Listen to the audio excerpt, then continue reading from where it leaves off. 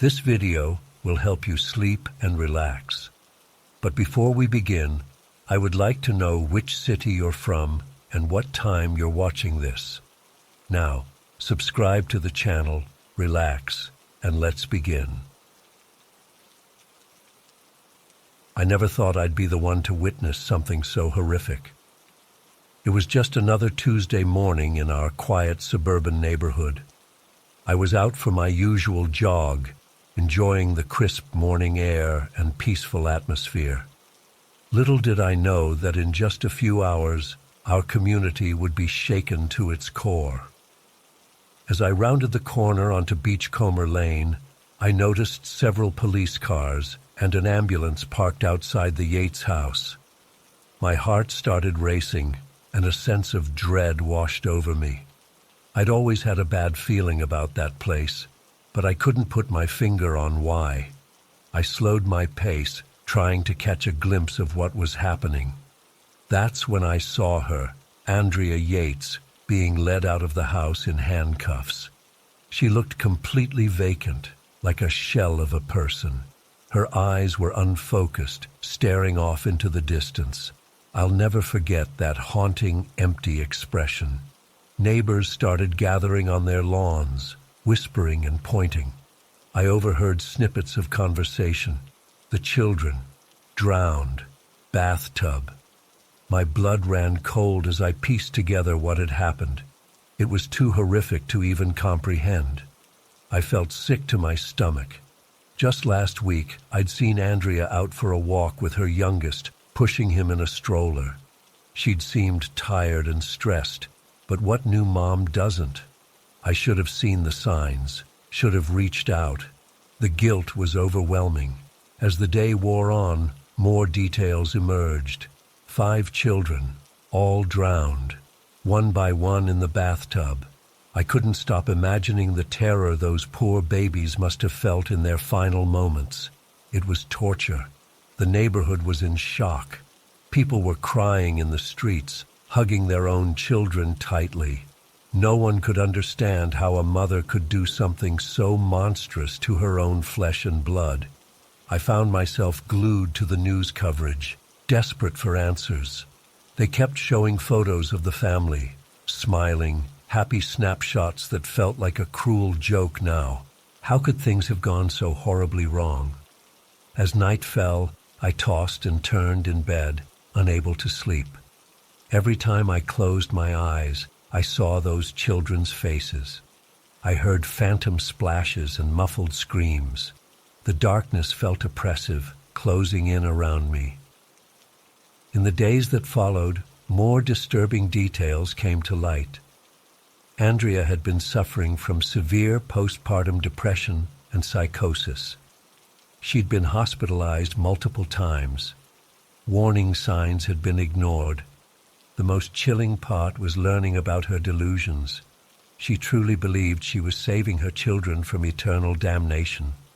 In her warped mind, drowning them was an act of love, sparing them from sin and securing their place in heaven.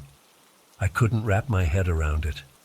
How could someone's mind become so twisted, so detached from reality? It was terrifying to think about how fragile our grip on sanity really is. The tragedy sparked intense debates about mental health care, medical responsibility, and the justice system. Should Andrea be held criminally responsible? Was the healthcare system to blame for failing her? What about her husband? How could he have left her alone with the kids? Everyone had an opinion, but no one had any real answers. It felt like our entire community was grappling with some profound existential questions about the nature of evil and madness. For weeks, I had trouble sleeping. I'd wake up in cold sweats, images of those children flashing through my mind. The sound of running bath water made me flinch. I found myself checking and double-checking the locks, irrationally afraid that some unseen darkness might creep in. Even now, years later, I still get chills when I drive past that house. It stands empty, a silent monument to unimaginable horror. Sometimes I swear I can hear faint echoes of children's laughter carried on the wind, ghosts of what might have been. The Yates tragedy changed our community forever. It shattered our sense of safety and normalcy. It forced us to confront the darkness that can lurk beneath seemingly perfect suburban facades. I still struggle with guilt sometimes. Could I have done something if I'd paid closer attention, reached out more, recognized the signs? Logically, I know it's not my fault. But the weight of 5 innocent lives lost is a heavy burden to bear. In the end, I'm left with more questions than answers. How do we make sense of such senseless violence? How thin is the line between sanity and madness?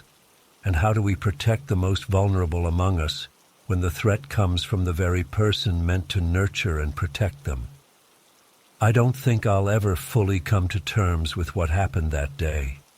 It's a scar on my psyche, a reminder of how quickly everything can change.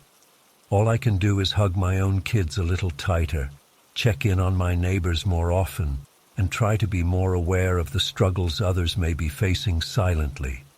Because if there's one thing I've learned from this tragedy, it's that we're all more fragile than we'd like to admit. And sometimes the monsters aren't hiding under the bed or in the closet. Sometimes they're right there in plain sight, wearing a mask of normalcy that can slip away in an instant. I still have nightmares sometimes.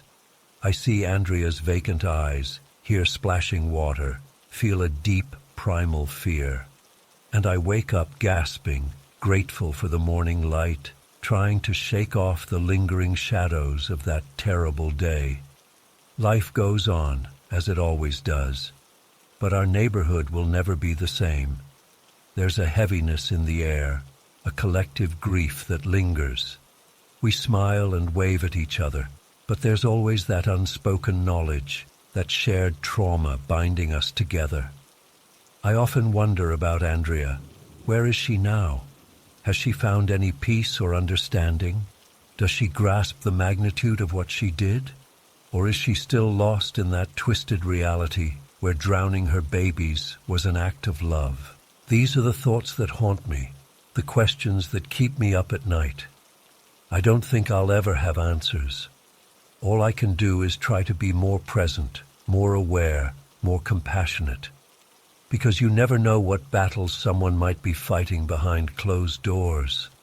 And every time I hear running water, every time I see a mother with her children, every time I pass that empty house on Beachcomber Lane, I'm reminded of how quickly everything can change, of how fragile we all are, and of the unfathomable tragedy that unfolded on an ordinary Tuesday morning in our once quiet suburban neighborhood.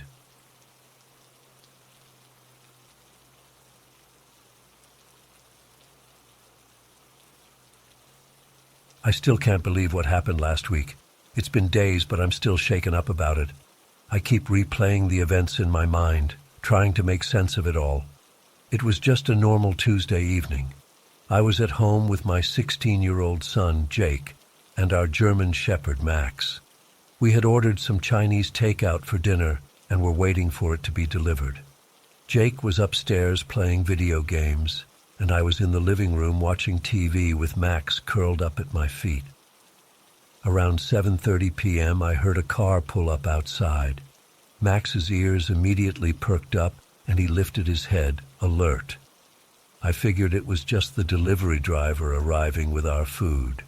But as I got up to answer the door, Max started growling, something he hardly ever does. "It's okay, boy," I said, trying to calm him down. But he wouldn't stop. He jumped up and ran to the front door, hackles raised, still growling low in his throat. It was really odd behavior for him. I peered out the window and saw a beat-up white van parked in our driveway. That seemed strange. Usually the delivery drivers around here use their personal vehicles. The van's headlights were still on, engine running. I couldn't see anyone inside. Max was getting more agitated by the second. His growls turned into loud, aggressive barks. I had never seen him act like this before.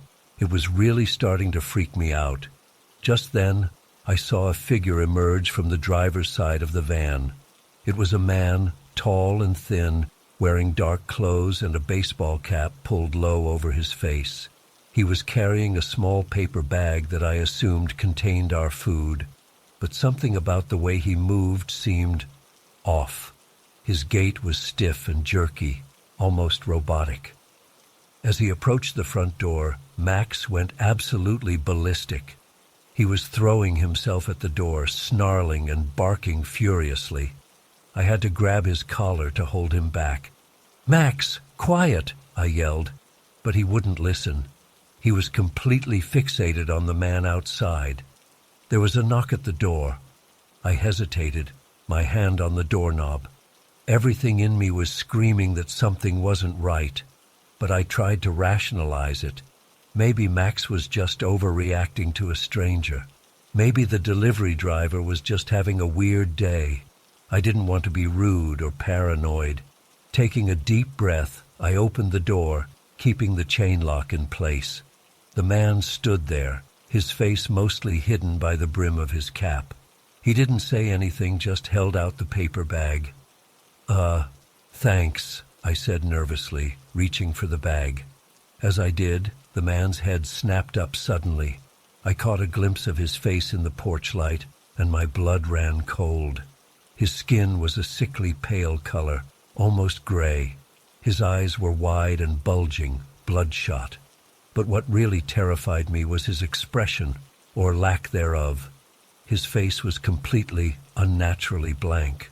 No emotion whatsoever. He was staring at me with those dead eyes, not blinking. I yanked my hand back like I'd been burned. Max was going absolutely insane now, throwing his full weight against the door. The man didn't react at all to the commotion. He just stood there, arms still outstretched with the bag, staring at me. I think there's been a mistake," I stammered. "We didn't order anything." It was a lie, but I just wanted him gone. The man didn't move, didn't speak, just kept staring with those horrible eyes. I slammed the door shut, my heart pounding. Through the window, I could see him still standing there, motionless on the porch. "Jake!" I yelled up the stairs. "Jake, come down here now!" I heard him thundering down the steps. "Mom, what's wrong?" "Call the police," I said, my voice shaking. "There's someone weird outside. I think he might be trying to break in." Jake's eyes went wide. Without a word, he ran to the kitchen. I heard drawers banging. Then he came back clutching our biggest kitchen knife. "Jake, what are you doing?" I hissed. "I said call the police."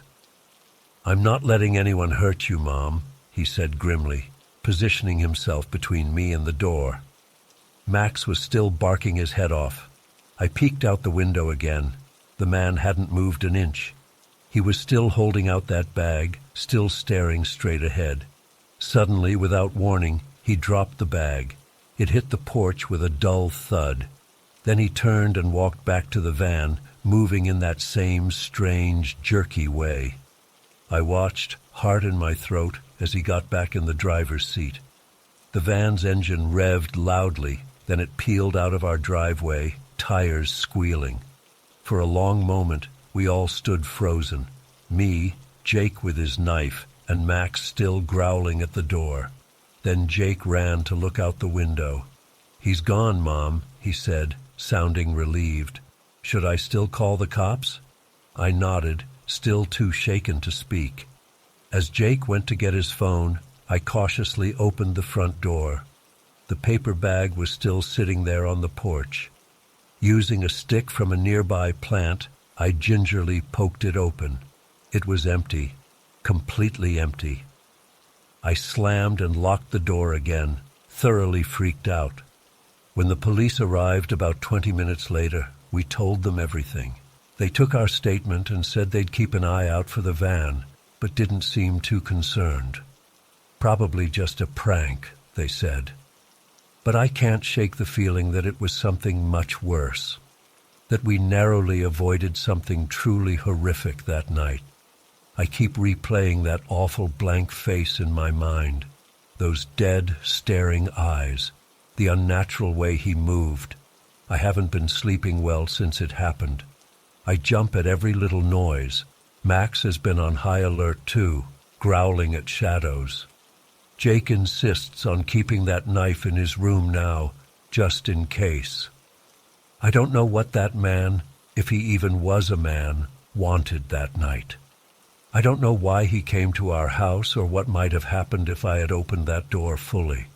But I do know that I'm eternally grateful for Max's instincts and for Jake's bravery. I truly believe they may have saved our lives. I still don't have any answers.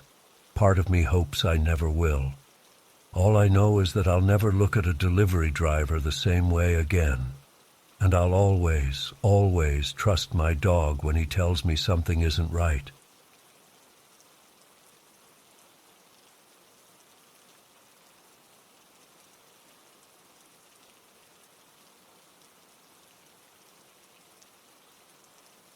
I had been on the road for about 6 hours already, driving back from visiting family a few states over.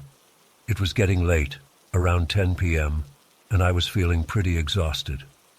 When I saw signs for an upcoming rest area, I decided to pull over to use the restroom, grab a snack, and stretch my legs before finishing the last couple hours of my trip. The rest stop was pretty deserted when I pulled in. There were only a couple other cars in the parking lot, and I didn't see anyone else around. I parked near the main building and headed inside to use the restroom.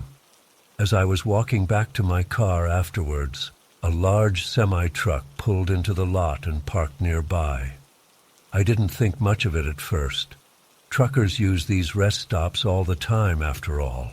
But as I was getting back into my car, I noticed the driver getting out and walking in my direction. He was a big guy, probably in his 50s, with a scraggly beard and a worn trucker cap. Something about the way he was looking at me made me feel instantly uneasy. "Hey there," he called out as he approached. "Sorry to bother you, but I could really use some help. I dropped my phone somewhere around here and can't find it. Would you mind helping me look for a minute?" I hesitated, not wanting to be rude, but also not feeling comfortable with the situation. "Oh, I'm actually in a bit of a hurry," I replied, "but I hope you find it." The trucker's friendly demeanor changed instantly. His eyes narrowed, and his tone became more aggressive. "Come on, it'll only take a second. I really need that phone. Just come take a quick look in my truck. I think it might have fallen under the seat." Alarm bells were going off in my head now. There was no way I was going anywhere near this guy's truck. I tried to keep my voice steady as I responded, "I'm sorry, but I really can't help. I need to get back on the road." I started to get into my car, but the trucker moved closer, putting his hand on my door to keep it from closing. My heart was pounding now. "Listen," he said in a low voice. "I wasn't asking. You're going to help me look for that phone, understand?" I was in full panic mode at this point. I knew I had to get out of there fast. In a split-second decision, I reached into my bag and pulled out my pepper spray, aiming it directly at his face. "Back off now," I yelled, trying to sound more confident than I felt. The trucker's eyes widened in surprise. He took a step back, holding his hands up. "Whoa, calm down. I didn't mean anything by it. No need to get crazy." I seized the opportunity and quickly got in my car, locking the doors immediately. As I started the engine, I saw the trucker heading back towards his truck. But instead of getting in, he just stood there watching me. The look on his face made my blood run cold. It was a mixture of anger and hunger, like he was sizing up prey that had managed to slip away. I peeled out of that parking lot as fast as I could, hands shaking on the steering wheel. As I merged back onto the highway, I kept obsessively checking my rearview mirror, terrified I would see headlights belonging to a semi-truck. For the next hour, every set of headlights behind me sent a jolt of fear through my body. I was convinced the trucker was following me, waiting for another opportunity to strike. I didn't dare stop again, even though I desperately needed to use the restroom and my gas tank was getting low. When I finally made it home, I was an emotional wreck. I sat in my driveway for a long time, unable to stop shaking. It took days before I felt safe again, and weeks before I could make myself stop at a rest area. Looking back, I'm certain that trucker had malicious intentions. The way he tried to lure me to his truck, how quickly he turned aggressive, it all points to a potential abduction attempt. If I hadn't had that pepper spray, or if I'd been just a little slower to react, I shudder to think how differently things could have ended. I reported the incident to the police, but without a license plate number or any real evidence, there wasn't much they could do. To this day, I wonder if that trucker is still out there, prowling rest stops for vulnerable travelers. The thought keeps me up at night sometimes. I know I was lucky to escape, but the experience has left its mark on me. I'm much more cautious now, especially when traveling alone. I always make sure someone knows my route and check in regularly. And I never ever stop at isolated rest areas after dark anymore. For anyone reading this, please be careful out there. Trust your instincts if a situation feels off, and always have a plan to protect yourself, just in case. You never know when a routine pit stop might turn into something far more sinister.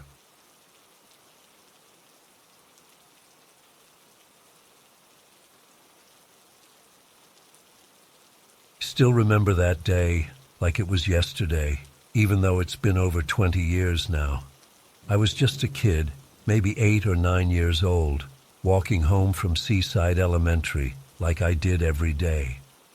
Our small coastal town was the kind of place where everyone knew each other and kids could safely walk to and from school without much worry. It was a crisp fall afternoon, leaves crunching under my feet as I made my way down the sidewalk. The salty sea breeze ruffled my hair, carrying the distant cries of seagulls. I was lost in my own little world, thinking about the math test I'd just taken and wondering what Mom was making for dinner. That's when I noticed the car, a white sedan, older model, crawling slowly along the curb beside me. At first I didn't think much of it. Cars drove by all the time, but this one was matching my pace exactly, inching along as I walked. A chill ran down my spine as the passenger window rolled down with a whir. A man leaned across the seat, smiling at me. He looked to be in his 40s maybe, with thinning brown hair and glasses. Something about his smile made me uneasy. "Hey there," he called out in a friendly tone. "You're Tommy's kid, right? From over on Maple Street?" I hesitated, confused. My dad's name wasn't Tommy, and we didn't live on Maple. "No, sorry. I think you have the wrong person," I replied, picking up my pace a little. The man's smile widened. "Oh, my mistake. Say, I was actually hoping you could help me out. See, I just got a call that your dad was in an accident. They asked me to come pick you up and take you to the hospital to see him." My heart started racing. Dad? In an accident? But wait, how would this stranger know who my dad was if he'd just mistaken me for someone else's kid? I don't think that's right, I stammered, walking faster now. "My dad's fine. He's at work." The man's voice took on a note of urgency. No, I'm telling you, there's been an accident. It's very serious. You need to come with me right now so I can take you to him. He's asking for you." Every instinct in my body was screaming that something was very wrong. I clutched my backpack straps tightly, looking around desperately for any other adults nearby. The street seemed deserted. "I'm sorry, I can't go with you," I said firmly, breaking into a jog. "I need to get home." The car sped up, keeping pace. The man's voice turned angry. "Hey, don't you want to see your father? Get in the car right now." Panic exploded in my chest. I sprinted as fast as my legs would carry me, my backpack bouncing wildly. I could hear the car accelerating behind me, engine revving. Up ahead, I spotted Mrs. Johnson working in her front garden. I'd never been so relieved to see my nosy neighbor in my life. "Mrs. Johnson," I screamed. "Help! That man is trying to take me." Her head snapped up, eyes widening as she took in the scene. In an instant she was on her feet, running towards me with her gardening spade raised like a weapon. "Hey, get away from that child!" she yelled fiercely. I heard squealing tires as the white car peeled away, the driver apparently not willing to tangle with an angry woman wielding garden tools. I collapsed onto Mrs. Johnson's lawn, gasping for breath, my legs shaking uncontrollably. Everything after that was a blur. Mrs. Johnson called the police while I sobbed hysterically. My parents came racing home from work. I was peppered with questions by stern-faced officers taking notes. It wasn't until later that evening, as I huddled on the couch wrapped in a blanket while my mom stroked my hair, that we heard the news. Another child from a neighboring town had gone missing that same day. A boy around my age, last seen walking home from school. Witnesses reported a white sedan in the area. A chill went through the room as we all processed the implications. If I hadn't been so cautious, if I'd gotten into that car, it could have been me who disappeared that day. The next few weeks were tense. Police patrolled the streets constantly. Parents drove their kids to school or walked with them in groups. Strangers were viewed with suspicion. I had nightmares for months, waking up in a cold sweat, imagining that man's face leering at me from the shadows. My parents installed extra locks on the doors and windows. I wasn't allowed to go anywhere alone. They never caught the guy. The missing boy was never found. Eventually, life in our town started to return to normal. Kids began walking to school again. The police patrols tapered off. But things were never quite the same for me after that day. I lost some of my innocence, my sense of safety in the world. To this day, I'm hyper-vigilant about my surroundings. I'm probably overprotective of my own kids. Sometimes I still think about that boy who wasn't as lucky as me. I wonder what became of him, if his family ever got closure. And I wonder about the man in the white car. Did he move on to other towns, other victims? Is he still out there somewhere? I'll never forget the terror I felt that day, the realization of how close I came to being snatched away from everything and everyone I loved. It was a harsh lesson in the dangers that can lurk behind a friendly smile. I'm sharing this story now as a reminder to trust your instincts. If something feels off, it probably is. Don't be afraid to make a scene, to run, to call for help. It might just save your life, like it did mine on that autumn afternoon so many years ago. The memory of that day still haunts me sometimes. The what-ifs, the close calls.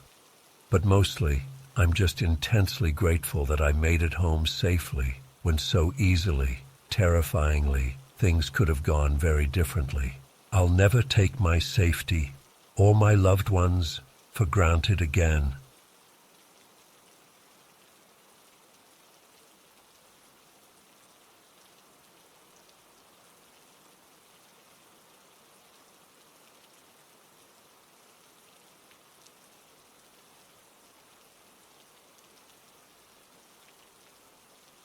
It all started on a Tuesday afternoon in October. I was at home with my 4-year-old daughter Emma, while my husband was at work. We were in the living room. Emma was coloring at her little table, while I folded laundry and half-watched some reality show on TV. Pretty normal day, you know. Then the phone rang. I didn't think much of it at first, figuring it was probably a telemarketer or something. But when I answered, there was just silence on the other end. I was about to hang up when I heard a soft, quavering voice. "Is Emma there? May I speak to Emma, please?" It was an elderly woman's voice, frail and a bit shaky. I was confused. Who would be calling to speak to my 4-year-old? "I'm sorry, who's calling?" I asked. There was a pause, then, "Oh, this is her grandmother. I'd like to speak with Emma if that's all right." Now I was really thrown off. Both of Emma's grandmothers had passed away years ago, before she was even born. "I think you might have the wrong number," I said. "Emma's grandmothers aren't with us anymore." No, I'm quite certain this is the right number," the woman insisted. "Please, it's very important that I speak with Emma." I was getting a bad feeling about this whole thing. "I'm sorry, but I'm not comfortable putting my young daughter on the phone with a stranger. Have a nice day." And I hung up. I tried to shake off the weird interaction and went back to the laundry. But something about it left me unsettled. The way the woman had been so insistent, so sure she had the right number, it gave me the creeps. About an hour later, the phone rang again. This time my husband John picked up, since he'd just gotten home from work. I saw a look of confusion cross his face as he listened. "No, I'm sorry. You can't speak to Emma," he said firmly. "Please don't call here again." He hung up and turned to me with raised eyebrows. "Some old lady wanting to talk to Emma. Said she was her grandmother. Weird, right?" I felt a chill go through me as I told him about the earlier call. We were both pretty freaked out and agreed to screen all calls for a while, but it didn't stop. Over the next few days, we got at least 2-3 calls a day from this woman, always asking for Emma. We tried blocking the number, but she'd just call from a different one. We even contacted the phone company, but they couldn't trace where the calls were coming from. The really scary part was how the woman seemed to know things. Like one time, she called right after Emma had fallen and scraped her knee in the backyard. "Oh, the poor dear," the woman said when I answered. "That must have hurt when she fell.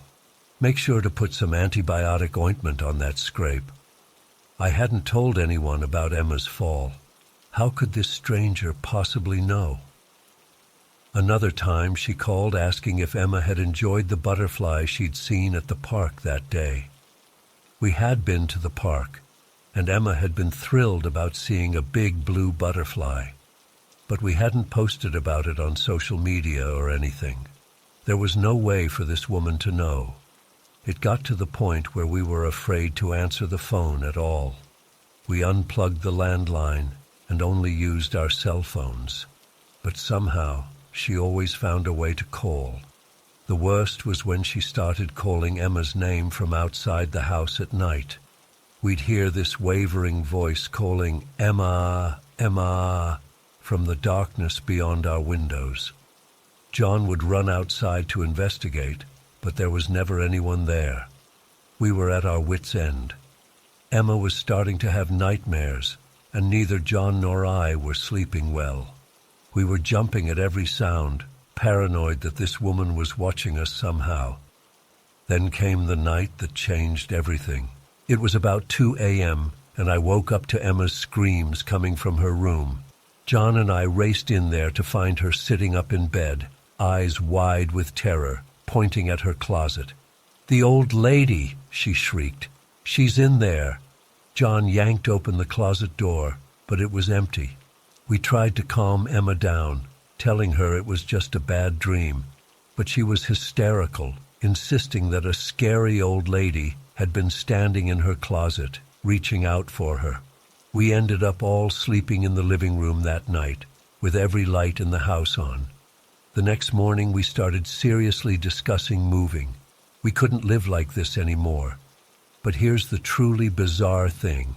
After that night, it all just stopped. No more phone calls, no more voice outside, nothing. It was like whoever or whatever had been tormenting us had simply vanished. It's been months now, and we haven't had a single incident since that night. Emma seems to have bounced back, though she still doesn't like to sleep with her closet door open. John and I are relieved, but also confused and still pretty shaken. We have no explanation for what happened or why it suddenly ended. Sometimes I wonder if we imagined the whole thing, but then I remember the terror in Emma's eyes that night, and I know it was real. I don't know if we'll ever understand what really went on during those weeks. Part of me doesn't want to know, but I can't shake the feeling that someday, somehow, we'll get another one of those calls. And honestly, I'm terrified of what might happen if we answer.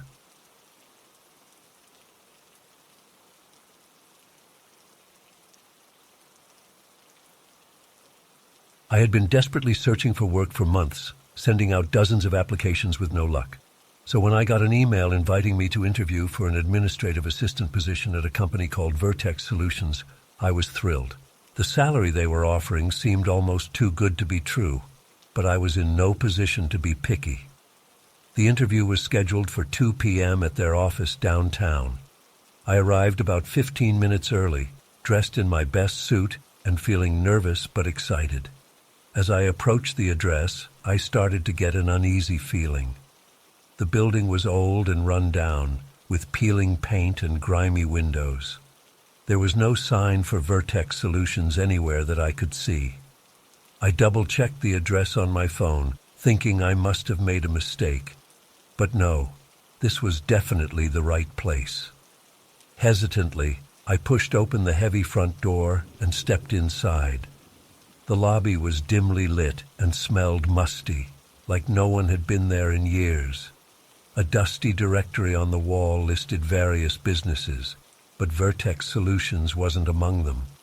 My unease was growing by the second, but I told myself I was just being paranoid. I'd come this far, I might as well see it through. I took the creaky old elevator up to the 5th floor as instructed in the email. When the doors opened, I found myself in a long, eerily silent hallway. Most of the office doors were closed, with no signs of life behind them.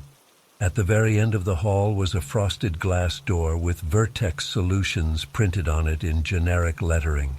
Taking a deep breath to steel my nerves, I knocked on the door. After a long pause, it swung open. A tall, thin man with unnaturally pale skin stood there, regarding me with glassy eyes. "You must be here for the interview," he said in a monotone voice. "Please, come in." I followed him into the office, my skin crawling. The space was sparsely furnished, with a few generic desks and chairs that looked like they'd been hastily set up. The walls were bare except for a couple of framed stock photos. Everything about it felt artificial, like a movie set rather than a real office. The pale man gestured for me to sit in a chair across from an empty desk. "Someone will be with you shortly," he intoned before leaving the room. As I waited, I couldn't shake the feeling that something was very wrong here. I pulled out my phone to look up Vertex Solutions, but to my dismay, I had no signal. My palms were sweating and my heart was racing.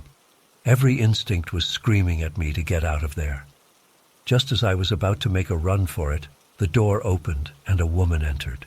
She was striking in an unsettling way, tall and statuesque, with long dark hair and piercing green eyes. But there was something off about her movements, almost robotic. "So glad you could join us today," she said, her voice oddly flat. "I'm Amanda, the HR manager. Shall we begin the interview?" She sat down across from me and fixed me with an unblinking stare. I tried to smile and act natural, but my mouth felt dry as sand.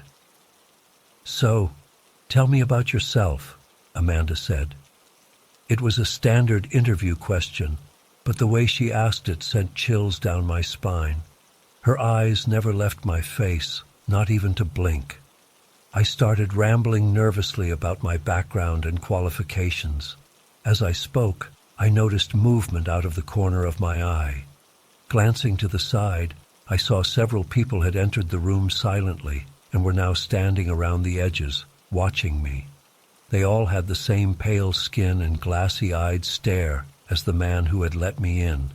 My voice trailed off as panic started to set in. What the hell was going on here? This clearly wasn't a normal job interview. Were they planning to rob me? Kidnap me? My mind raced with horrible possibilities. Amanda leaned forward, still staring at me intently. "You seem nervous," she said. "Is something wrong?" I tried to keep my voice steady as I replied, "No, not at all. I'm just excited about the opportunity." She nodded slowly. "Good. We're very interested in you as a candidate. In fact, we think you'd be perfect for our organization."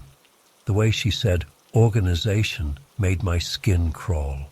I knew I needed to get out of there fast, but the others were still blocking the door, watching me with those dead eyes. "That's great," I said, forcing a smile. Would you mind if I use the restroom quickly before we continue?" Amanda's lips curved into an approximation of a smile that didn't reach her eyes. "Of course. It's just down the hall to your left." I stood up on shaky legs, doing my best to act casual as I left the room. As soon as I was in the hallway, I broke into a run towards the elevator. I jabbed frantically at the call button, praying it would arrive before they realized I was trying to escape. I heard a commotion behind me and knew they were coming after me. Just as footsteps rounded the corner, the elevator dinged and the doors slid open. I dove inside and mashed the button for the lobby. As the doors began to close, I caught a glimpse of Amanda and the others rushing towards me. Their faces were contorted with inhuman rage, all pretense of humanity gone. A pale hand shot out, trying to stop the doors, but they slammed shut just in time. I sagged against the wall of the elevator, my heart pounding so hard I thought it might burst out of my chest. What the hell had just happened? Who or what were those people? When the doors opened in the lobby, I sprinted out of the building as fast as my legs would carry me. I didn't stop running until I was several blocks away, gasping for air. I've spent countless hours since then trying to make sense of what happened that day. I've scoured the internet for any information on Vertex Solutions, but it's like they never existed. The building where it all took place has since been demolished.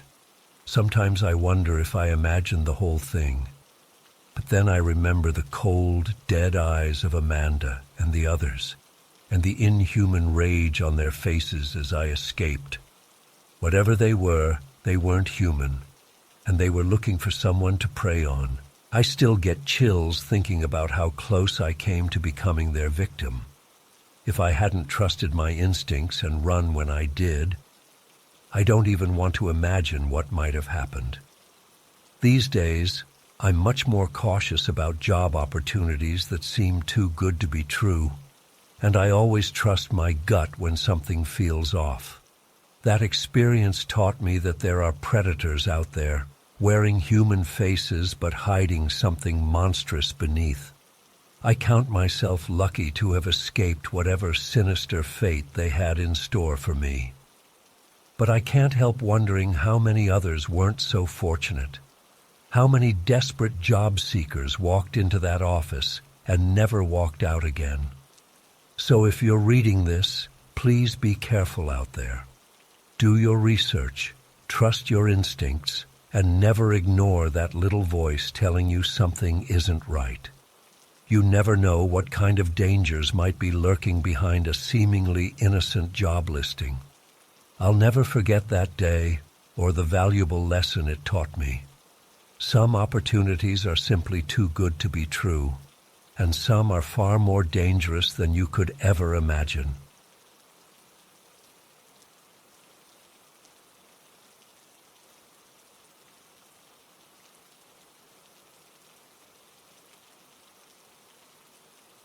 I still can't believe what happened to me at Disney World last month. I've been trying to process it ever since, but I just can't shake this lingering feeling of dread. I guess I should start from the beginning. I had been so excited for this trip. My parents surprised me with it for my 21st birthday, a week-long stay at one of the Disney resorts. I'm a huge Disney fan, so this was like a dream come true. The first few days were absolutely magical. I felt like a little kid again, meeting all the characters and going on all the rides. On the fourth day of our trip, I decided to spend some time relaxing by the resort pool while my parents went to Epcot.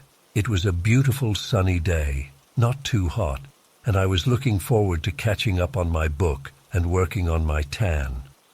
I found a nice lounge chair in a relatively quiet corner of the pool area and settled in. I had been reading for maybe an hour when I noticed a man sitting a few chairs down from me. He looked to be in his late 30s or early 40s, kind of scruffy looking with unkempt hair and stubble. Something about him immediately put me on edge, though I couldn't quite put my finger on why. He kept glancing over at me, and I got the distinct impression he had been watching me for a while. I tried to ignore him and focus on my book, but I could feel his eyes on me. After a few minutes, he got up and moved to the chair right next to mine. My heart started racing. I wanted to get up and leave, but I also didn't want to seem rude or paranoid. So I stayed put, hoping he would leave me alone. No such luck. He leaned over and said, "Beautiful day, isn't it?" I mumbled a quick without looking up from my book, hoping he'd take the hint. But he pressed on. "So, are you staying at this resort?" he asked. I hesitated, not wanting to give him any information, but I also didn't want to be impolite, so I just nodded. "Me too," he said with way too much enthusiasm. "Which building are you in?" "I'm in the Magnolia Bend section." Alarm bells were going off in my head. Why did he want to know where I was staying? I lied and said I wasn't sure of the building name. He kept peppering me with questions. How long was I staying? Was I here with family? What parks had I visited so far? With each question, I grew more and more uncomfortable. I gave vague, non-committal answers, but he just wouldn't take the hint. Then he asked the question that made my blood run cold. "So, do you come to the pool alone often?" I froze. The implication was clear. He had been watching me, waiting for me to be alone. My mind was racing, trying to figure out how to extract myself from this situation. Should I make a scene? Try to find a staff member? My heart was pounding so hard I could hear it in my ears. Just as I was about to grab my things and bolt, I heard a familiar voice call out, "Hey, kiddo, there you are!" I looked up to see my Uncle Jim walking towards us, and I've never been so relieved in my life. I hadn't even known he was at Disney World. Turns out he had decided to surprise us and join our trip at the last minute. As soon as the man saw my uncle approaching, his whole demeanor changed. He quickly stood up, mumbled something about needing to go, and hurried away. I watched him leave, still shaking. Uncle Jim must have sensed something was wrong, because he asked if I was okay. I burst into tears and told him everything. He listened intently, his face growing more concerned with each detail I shared. "I'm so glad I found you when I did," he said, giving me a hug.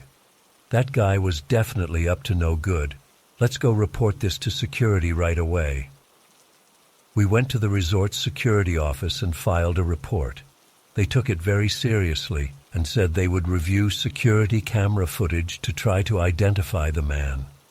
They also offered to escort me around the resort for the rest of our stay, which I gratefully accepted.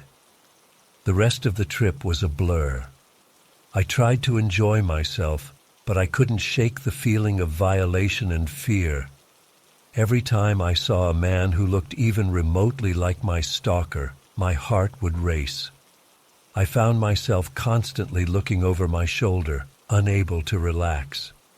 It's been a month now, and I'm still processing what happened. I can't help but wonder what might have happened if my uncle hadn't shown up when he did. The thought makes me sick to my stomach. I've always considered myself a strong, independent person, but this experience has shaken me to my core. I'm jumpier now, more suspicious of strangers.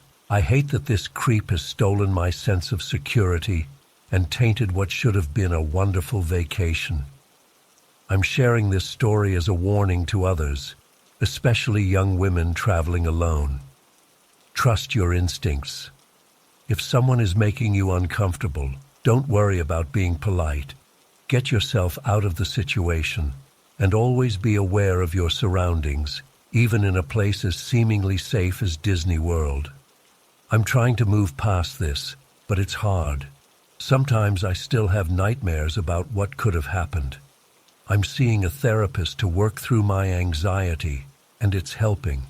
But I know it will take time to feel truly safe again. I'm just so grateful for my Uncle Jim. His timing was nothing short of miraculous. I shudder to think what might have happened if he hadn't shown up when he did.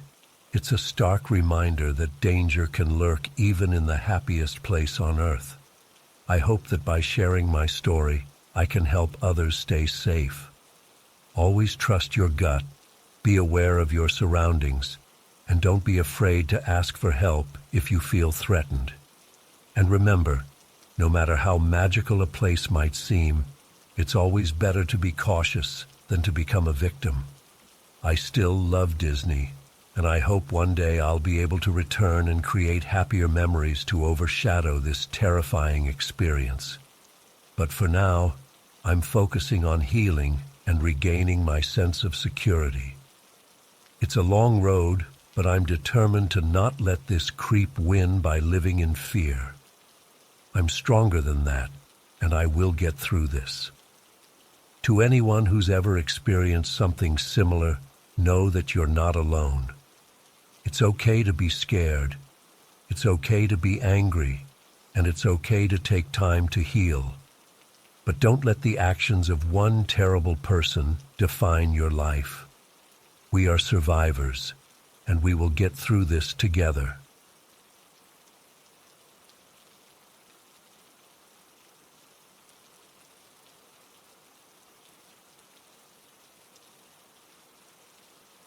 It was just another mundane Monday at the office. I work as an administrative assistant at a mid-sized accounting firm. Nothing exciting, but it pays the bills. I was at my desk, sipping my coffee and sorting through emails, when I noticed Tom from accounting acting strangely. Tom was always a bit of an odd duck, kept to himself, rarely socialized with co-workers. But that day, he seemed particularly agitated. He kept glancing over at me and muttering to himself. I tried to ignore it and focus on my work, but I couldn't shake the feeling that something wasn't right.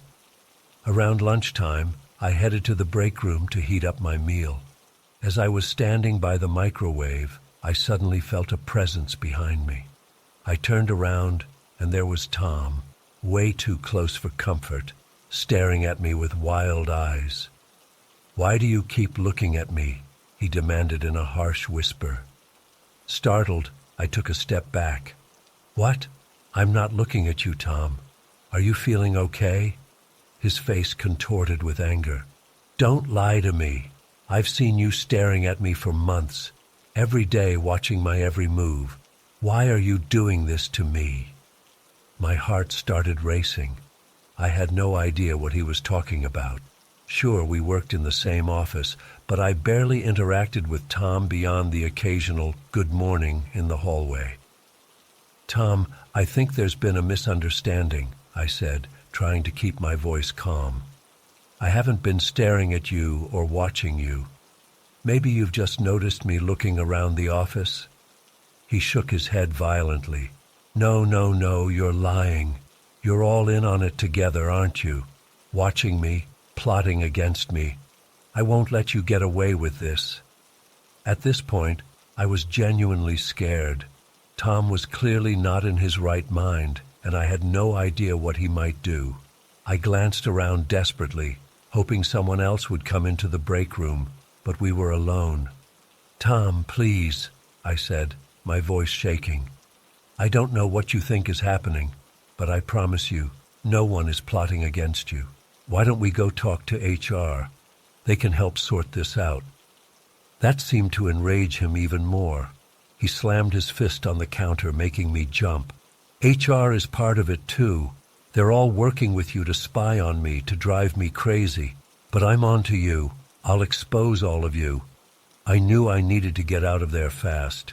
I edged towards the door, but Tom blocked my path. "You're not going anywhere until you tell me the truth," he growled. Panic flooded through me. I was trapped in a small room with an unstable, angry man who seemed convinced I was part of some conspiracy against him. My mind raced, trying to figure out how to defuse the situation. "Okay, Tom," I said, fighting to keep my voice steady. "I can see you're upset. Why don't we sit down and you can tell me exactly what you think is going on? I want to understand." He hesitated for a moment, then nodded curtly. We sat at the small table in the break room, Tom's eyes never leaving my face. As he started rambling about how he'd noticed me watching him for months, how he was sure I was reporting his movements to someone, I discreetly tried to text my co-worker under the table to come help me. Tom's paranoid delusions were extensive. He thought I was part of a vast conspiracy involving the government, our company executives, and even his own family. According to him, I had been assigned to monitor his every move and report back to my handlers. As he spoke, his agitation grew. He started gesticulating wildly, his voice rising. I was terrified he was going to become violent at any moment. Where was my co-worker? Why hadn't anyone come to check on us? Just as I thought I couldn't take it anymore, the break room door opened. It was my manager, Linda. "Everything okay in here?" she asked, taking in the scene with concern. Tom jumped up, pointing at me accusingly. "She's one of them. She's been spying on me. You have to believe me." Linda's eyes widened, but to her credit, she stayed calm. "Tom, why don't you come with me to my office? We can discuss this privately." He hesitated, glaring at me suspiciously. I held my breath, praying he would go with her. After what felt like an eternity, he nodded and followed Linda out of the break room. As soon as they left, I broke down in tears. The stress and fear of the confrontation hit me all at once. My co-worker Jessica came in a few minutes later, apologizing profusely. She'd been in a meeting and hadn't seen my text until just now. The rest of the day was a blur. I gave a statement to HR about what had happened. They assured me Tom would not be allowed to return to work until he'd undergone a psychiatric evaluation. I was offered the rest of the week off, which I gladly accepted. But even after I returned to work, things weren't the same. I jumped at every sound, constantly looking over my shoulder. What if Tom came back? What if he tried to confront me outside of work? I later learned that Tom had been struggling with untreated schizophrenia. He was hospitalized for several weeks and eventually left the company. I felt bad for him. It must be terrifying to truly believe everyone is out to get you. But I also felt angry that his illness had put me in such a frightening situation. It's been over a year now, and I still have nightmares about that day in the break room. I've since changed jobs, partly because I couldn't shake the anxiety of being in that office. I'm in therapy, which has helped, but I don't think I'll ever forget the look in Tom's eyes as he accused me of spying on him.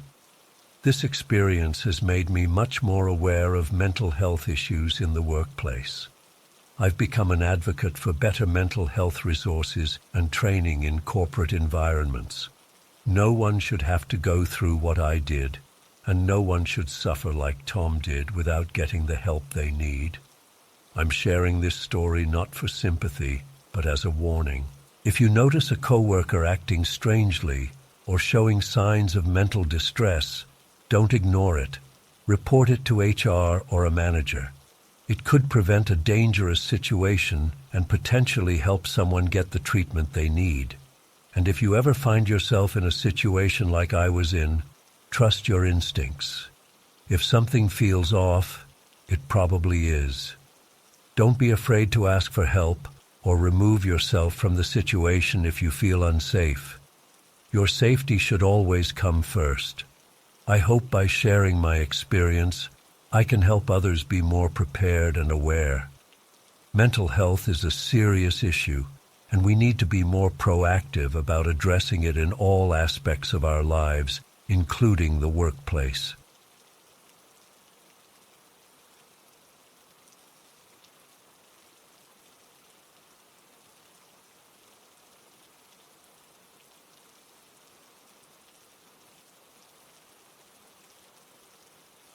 I never thought I'd be the one to uncover something so horrific.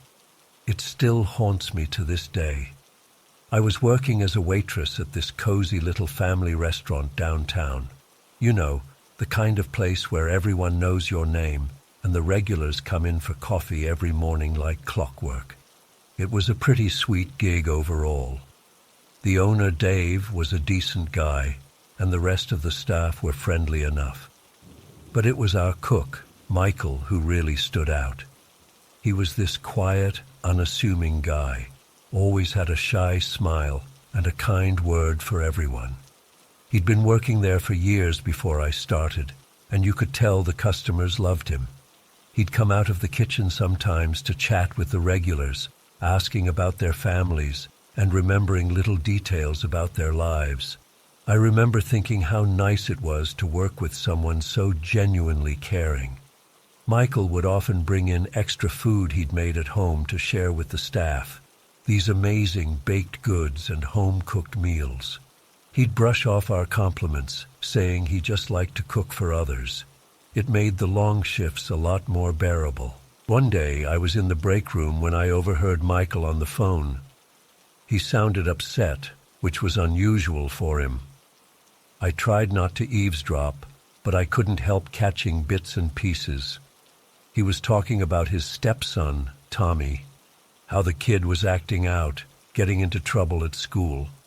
Michael sounded frustrated but also concerned. When he hung up, I pretended I hadn't heard anything. A few weeks went by, and I started noticing Michael seemed more stressed than usual. He was still friendly, but there was a tension about him that hadn't been there before. I figured it was probably just family stuff. We all have our issues, right? Then came that day I'll never forget. It was a typical busy lunch shift, the restaurant packed with the usual crowd. I was running food out to tables when I heard a commotion in the kitchen. At first, I thought maybe someone had dropped a tray or burned themselves, the usual kitchen mishaps. But then I heard yelling. I rushed back to see what was going on. Michael was standing there, face red, shouting at one of the other cooks. I'd never seen him lose his cool like that before. Dave came running out of the office, trying to calm things down. That's when it happened. Michael just snapped. He started ranting, saying wild things that didn't make sense. Something about how no one understood and how he had to do it. We were all stunned, watching this mild-mannered guy we thought we knew completely unravel. Dave managed to get Michael into the office, away from the customers. The rest of us tried to go back to work, but the atmosphere was tense. Everyone was whispering, wondering what the hell had just happened. About 20 minutes later, we heard sirens. 2 police cars pulled up outside the restaurant. My stomach dropped. I knew something was seriously wrong. The officers came in and went straight to Dave's office. A few minutes later, they led Michael out in handcuffs.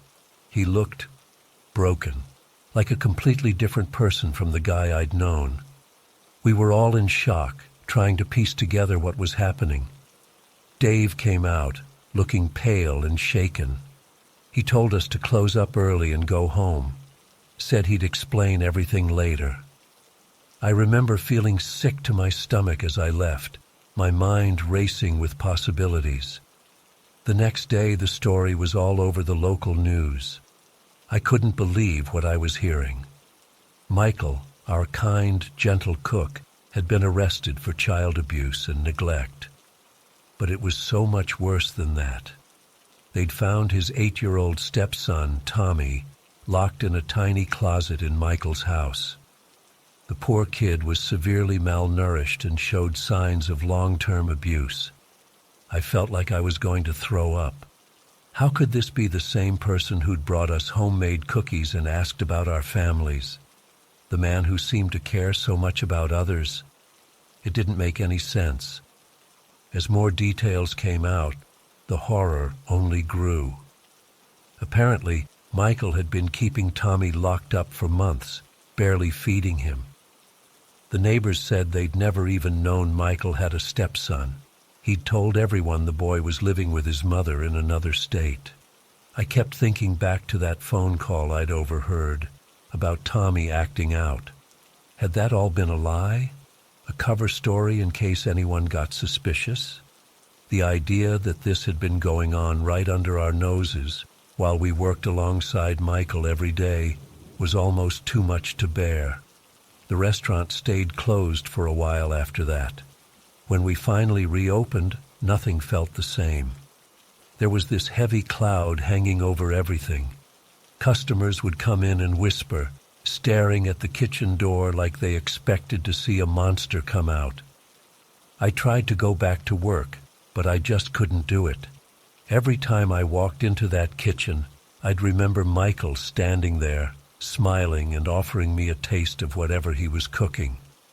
Now those memories were tainted, twisted into something sinister. Was he thinking about that poor kid locked away at home while he was being so kind to us? How could someone compartmentalize like that? I ended up quitting not long after. I just couldn't shake the feeling of betrayal, of having been so completely fooled. It made me question everything and everyone around me. If someone like Michael could hide such darkness, what else might be lurking beneath the surface of the people I thought I knew? The whole experience shook me to my core. It's been years now, and I still have trouble trusting people. I catch myself analyzing every interaction, looking for signs that something isn't quite right. It's exhausting, but I can't seem to stop. Sometimes I think about Tommy, wondering how he's doing now. I hope he's gotten the help he needs, that he's found some peace, but I know the trauma of what he went through will stay with him forever, just like the memory of uncovering Michael's secret will stay with me. I've tried to make sense of it all, to understand how someone could lead such a double life, but the truth is, I don't think I'll ever really comprehend it. It's a stark reminder that you never truly know what's going on behind closed doors or in the depths of someone's mind. The experience changed me in ways I'm still trying to understand. I find myself being more observant, more cautious in my interactions with others. It's not always a bad thing. I think I'm more attuned to subtle cues now, more likely to notice when something seems off. But it's also left me with a lingering sense of unease, a constant awareness that the world can be a much darker place than we want to believe. I still struggle with guilt sometimes, wondering if there were signs I should have noticed. Could we have saved Tommy sooner if we'd been more aware? It's a question that haunts me, even though logically I know there's no way we could have known. The whole ordeal has made me realize how easy it is for evil to hide in plain sight. Michael wasn't some shadowy figure lurking in the darkness. He was right there in front of us, day after day, wearing a mask of normalcy. It's a chilling thought, and one that's hard to shake. I've tried to channel these feelings into something positive. I volunteer now with organizations that help abused children, hoping that in some small way I can make a difference. It doesn't erase what happened, but it helps me feel like I'm doing something to combat the darkness we uncovered that day. Still, there are nights when I lie awake, replaying every interaction I had with Michael, searching for clues I might have missed. The memory of his face as the police led him away is seared into my mind. That look of a man whose carefully constructed facade had finally crumbled. I know I'll never have all the answers. I'll never fully understand how someone could commit such horrific acts while presenting such a kind face to the world. But I carry this story with me as a reminder to look deeper, to question more, and to never take things at face value. Because sometimes the monsters aren't hiding under the bed or in the shadows. They're right there in front of us, serving up a plate of homemade cookies with a smile.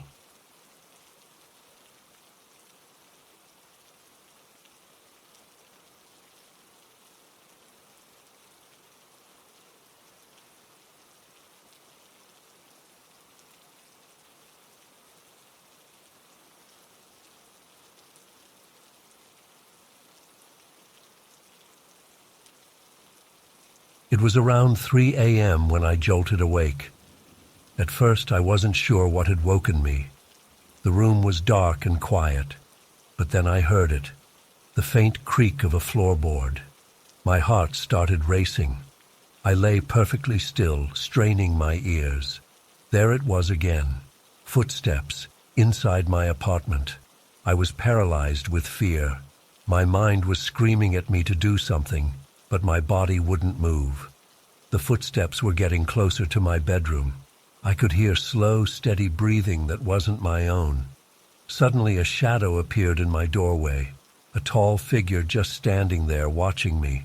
I squeezed my eyes shut, praying this was just a nightmare. But when I opened them again, the figure was still there, and it was moving towards my bed. In that moment, survival instinct kicked in. I lunged for my bedside lamp and switched it on. The sudden light illuminated a man standing at the foot of my bed. He was older, maybe in his 50s, with graying hair and a rumpled suit. His eyes were wide and unfocused. "Who are you?" I screamed. "Get out of my apartment!" But he didn't run. He didn't even flinch at my shouting. He just stood there, swaying slightly, staring at me with those glassy eyes. "I need to get in the bed," he mumbled. "Let me in the bed." A chill ran down my spine. His voice was flat, emotionless. Something was very wrong with this man. "No," I yelled, trying to sound forceful despite my terror. "Leave now or I'm calling the police."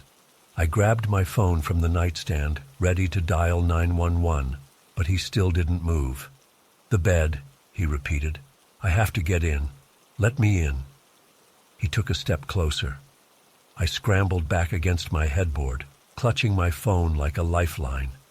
"Stay back," I warned. "Don't come any closer." My mind was racing. Should I try to run past him? But what if he grabbed me? Should I throw something at him? But what if that made him angry? He took another step. "The bed," he droned. "I need the bed." Panic overwhelmed me. I started screaming at the top of my lungs, hoping one of my neighbors would hear.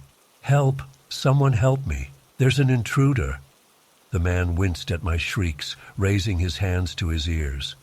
For a moment I thought I saw a flicker of confusion cross his face, but then the blank expression returned. "Shh," he said. "Don't yell. Just let me in the bed." Tears were streaming down my face now. I could hear movement in the apartment next door. Someone had heard me. "Please," I begged. "Just go. I don't know what you want, but please leave." He stood there for what felt like an eternity, swaying and staring. I didn't dare move. Then, without warning, he turned and walked out of my room. I heard his footsteps retreating down the hall. A door opened and closed. He was gone. For several minutes, I sat frozen in my bed, afraid to believe it was over. Then I heard urgent knocking at my front door. "Hello? Are you okay in there?" It was my neighbor, Tom. On shaky legs, I made my way to the door. Tom and his wife were there, looking worried. "We heard screaming," Tom's wife said. "What happened?" The words came pouring out of me in a rush. "There was a man in my apartment, in my bedroom. He wanted to get in my bed. I don't know how he got in. I don't know what he wanted." Tom immediately called the police while his wife stayed with me. Officers arrived within minutes. They searched my apartment but found no sign of the intruder. No broken windows, no forced locks. It was like he had never been there. I spent that night at Tom and his wife's place. I couldn't bear to be alone in my apartment. The police took my statement, but without any evidence of a break-in, there wasn't much they could do. They suggested it might have been a vivid nightmare. But I know what I saw. In the days that followed, I was a nervous wreck. I couldn't sleep. Every little noise made me jump. I kept replaying that night in my head, trying to make sense of it. Who was that man? How did he get in? What did he really want? I ended up moving out of that apartment. I couldn't stand being there anymore, wondering if he would come back. My new place has an advanced security system, and I never go to sleep without checking all the locks multiple times. It's been months now, but I still have nightmares about that night. I see his blank stare, hear his emotionless voice asking to get in my bed. Sometimes in my dreams, I don't wake up in time. Sometimes he does get in the bed. Those are the nights I wake up screaming. I've tried to rationalize it. Maybe he was on drugs. Maybe he was sleepwalking. Maybe he had dementia and got confused about where he was. But none of those explanations bring me any comfort. The thing that haunts me most is the not knowing. Not knowing who he was or how he got in. Not knowing what would have happened if I hadn't woken up. Not knowing if he's still out there, trying to get into other people's beds. I'm sharing this as a warning. Always lock your doors, be aware of your surroundings, and trust your instincts.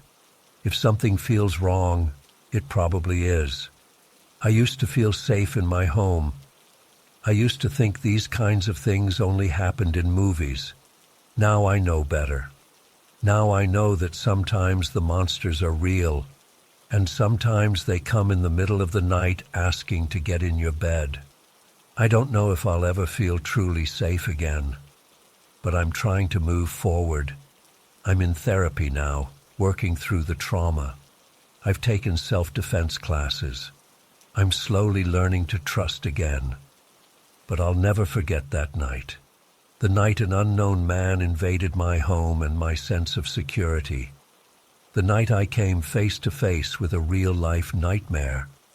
The night I learned that sometimes the scariest things aren't what's hiding under your bed, but what's trying to get into it.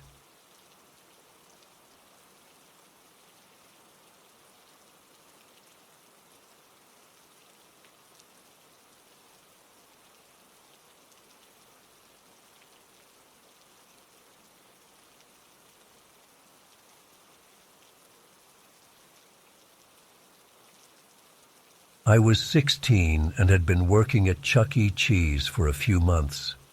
It wasn't the most glamorous job, but it paid decently for a high school kid. That particular Saturday started off normal enough. I clocked in, put on my uniform, and got to work. A few hours into my shift, I started to get this weird feeling, like I was being watched. At first, I tried to brush it off. Working at a kid's pizza place, you're always being stared at by little kids, but this felt different somehow. I was cleaning up a table when I caught a glimpse of movement out of the corner of my eye. I turned and saw a man quickly duck behind one of the arcade games. He looked to be in his 40s, heavy-set, with thinning hair and thick glasses. Definitely not someone there with kids. A chill ran down my spine, but I told myself I was just being paranoid. I went back to wiping down tables, but I couldn't shake the uneasy feeling. Every time I looked up, I'd catch a glimpse of the same man, always watching me from a distance. After about an hour of this, I decided to tell my shift manager, Mike, "Hey, there's this creepy guy who keeps staring at me and following me around," I said. "It's really freaking me out." Mike just rolled his eyes. "Oh, come on, I'm sure it's nothing. Probably just some weirdo who likes the games. Just ignore him and get back to work." I wanted to argue, but I knew it would be pointless. Mike never took any of us seriously. With a sigh, I went back out onto the floor. Things only got worse from there. The man started getting bolder, moving closer. At one point, I was restocking the prize counter when I felt someone standing right behind me. I spun around, and there he was, mere inches away, staring at me with this unsettling grin. I yelped and stumbled backwards. "Can I help you with something, sir?" I managed to squeak out. He just kept grinning and shook his head before walking away. My heart was pounding out of my chest.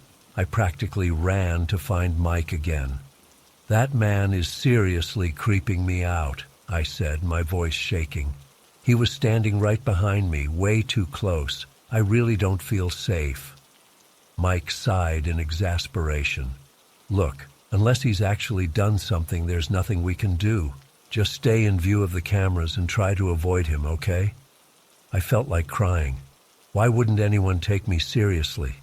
I knew something was very wrong here. For the next couple hours, I did my best to stay in crowded areas. But no matter where I went, I'd look up and see him watching me. A few times, I could have sworn I saw him holding up his phone, like he was filming me. Around 8 p.m., I went to use the employee restroom in the back. As I was washing my hands, the door suddenly swung open. My blood ran cold as I saw the man's reflection in the mirror. How had he gotten back here? I whirled around, my back pressed against the sink. You can't be in here," I stammered. "This is for employees only." He took a step towards me, still wearing that creepy grin. "I just wanted to get a closer look at you," he said in a low voice that made my skin crawl. I was cornered. My mind raced, trying to figure out how to get past him to the door. Just as I was about to make a run for it, I heard Mike's voice calling my name from the hallway. The man's eyes widened. He quickly ducked into one of the stalls just as Mike appeared in the doorway. "What are you doing back here?" Mike asked, annoyed. "We need you out front." I was shaking so hard I could barely speak. "To the man," I managed. "He followed me in here." Mike's brow furrowed as he glanced around the empty bathroom. "What man? There's no one here." I pointed at the closed stall door. Mike sighed and pushed it open, revealing nothing but an empty toilet. "See? You're letting your imagination run wild," he said. "Now stop goofing off and get back to work." I felt like I was going crazy. Had I imagined the whole thing? But no, I was certain the man had been there just moments ago. How had he disappeared so quickly? In a daze, I followed Mike back out to the main area. My eyes darted around frantically, but I didn't see the man anywhere. Had he somehow slipped out while we were in the bathroom? For the rest of my shift, I was a nervous wreck. Every loud noise made me jump. I kept looking over my shoulder, expecting to see him appear at any moment, but there was no sign of him. When it was finally time to leave, I practically ran to my car.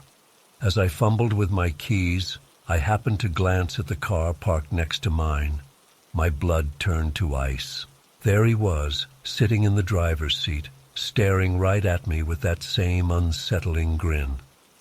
In his hand was his phone, pointed directly at me. I don't think I've ever moved so fast in my life. I got my door open, dove inside, and peeled out of that parking lot like a bat out of hell. The whole way home, I kept checking my rearview mirror, terrified he was following me. I called out sick the next day, too scared to go back.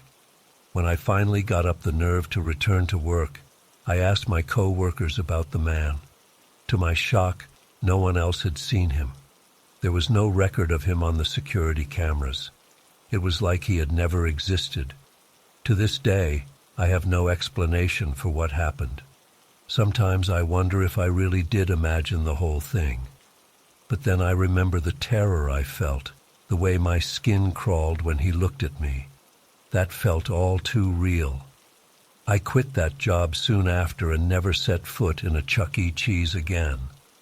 I still get nervous in crowded places, always scanning faces, half expecting to see him watching me. I don't know if he was real or not, but the fear certainly was, and that's something I'll never forget.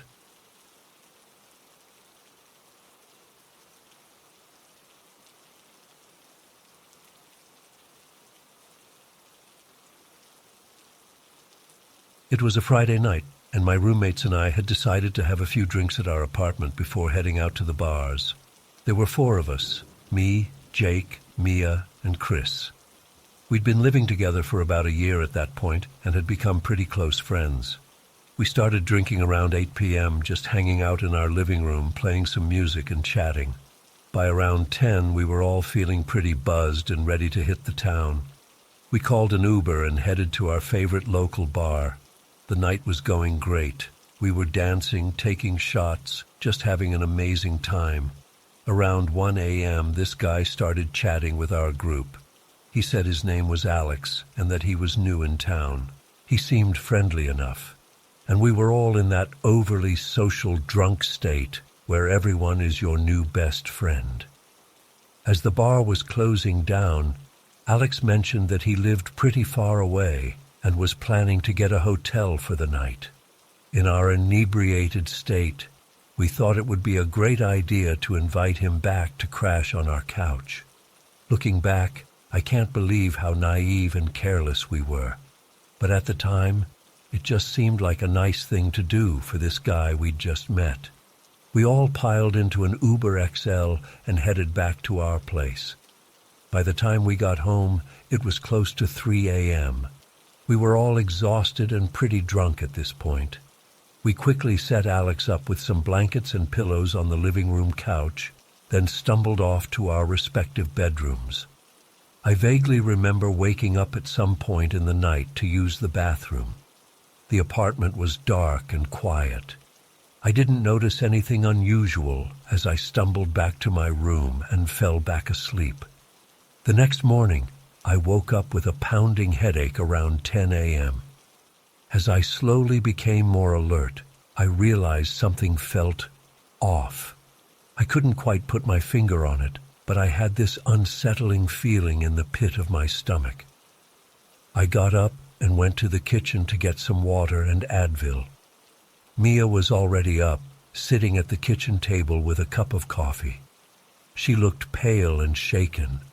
When she saw me, she burst into tears. "What's wrong?" I asked, immediately concerned. Between sobs, Mia told me what had happened. She had woken up in the middle of the night to find Alex in her room, touching her inappropriately while she slept. She had been so shocked and terrified that she froze, pretending to still be asleep until he finally left. I felt sick to my stomach as she recounted the details. How could this have happened? How could we have been so stupid as to let a complete stranger into our home? We woke up Jake and Chris to tell them what had happened. Alex was already gone. He must have slipped out sometime in the early morning hours. We were all in shock, trying to process what had occurred. The 4 of us spent hours that day debating what to do. Should we call the police? File a report? But we had no real information about Alex, not even his last name, and we had willingly invited him into our home while intoxicated. Would anyone even believe us? In the end, we made the difficult decision not to report it. We were scared, confused, and honestly ashamed that we had put ourselves in such a vulnerable position. It felt easier to try to forget it ever happened. But of course, you can't just forget something like that. The incident changed all of us. Mia was traumatized. She had trouble sleeping for weeks afterward and eventually decided to move out. The rest of us became hyper-vigilant about security, installing new locks and a security system. I still struggle with guilt over what happened. I keep replaying that night in my head, thinking of all the ways we could have prevented it. Why didn't we get Alex's full name or any contact info? Why didn't I check to make sure the front door was locked before going to bed? Why didn't I notice anything when I got up to use the bathroom? The hardest part is knowing that Alex is still out there somewhere. Did he specifically target us that night? Or was it a crime of opportunity? Has he done this to other people? Will he do it again? I've become much more cautious since that night. I don't drink as much when I go out, and I'm wary of talking to strangers. I'm hyper-aware of my surroundings at all times. In some ways, I feel like my carefree youth ended that night. I know some people might judge us for not reporting it, but unless you've been in that situation, you can't understand how confusing and overwhelming it is. We were all in shock, and it felt easier to try to move on than to relive it by involving the authorities. Sometimes I wonder if we made the right choice. Maybe if we had reported it, they could have caught Alex and prevented him from hurting anyone else. But then I think about how difficult and traumatizing a legal process would have been, especially with so little evidence. It's been 6 months, but I still think about that night almost every day. I've had trouble trusting new people, and I'm always on edge when I'm out at night. I've thought about seeking therapy to help process everything, but I'm scared to open up about it. I guess I'm sharing this as a warning to others. Be careful who you trust, especially when alcohol is involved. Don't invite strangers into your home, no matter how nice they seem. Always prioritize your safety and the safety of those around you. To anyone who has been through something similar, you're not alone. It's not your fault. And however you choose to handle it, whether that's reporting it or not, is valid.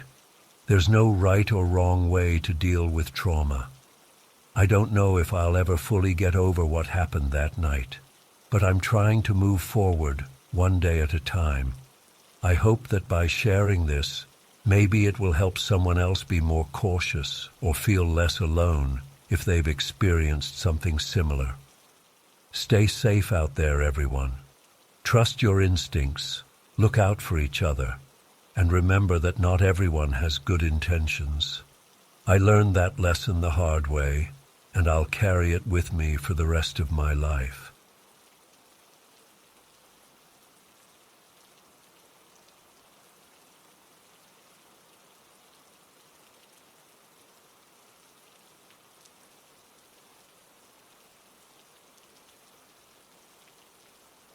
It all started on what seemed like a normal Tuesday morning. I was in the kitchen making breakfast for my 2 children, Lily, 8, and Max, 6, when I overheard them whispering in the living room. At first, I didn't think much of it. Kids are always sharing secrets and giggling about silly things. But as I listened more closely, the hairs on the back of my neck started to stand up.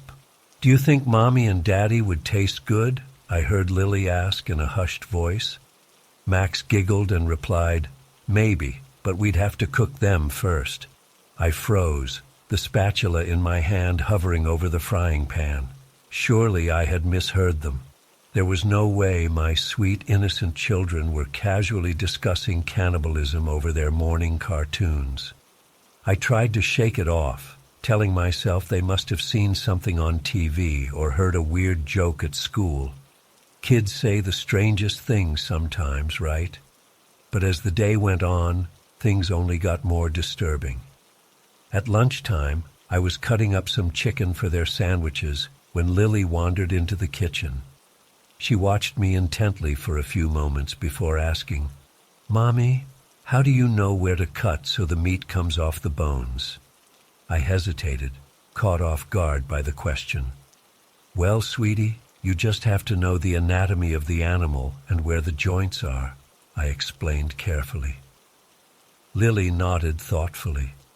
"So it would be the same for people, right? You just have to know where our bones are?" My blood ran cold. I stared at her, trying to keep my voice steady as I asked, "Why would you want to know that, honey?" She shrugged nonchalantly.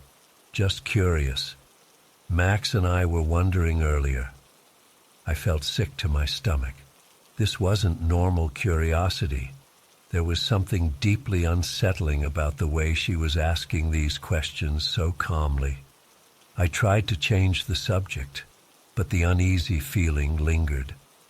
Later that afternoon, I was folding laundry in the living room while the kids played nearby. They had dragged out a bunch of stuffed animals and seemed to be setting up some kind of game.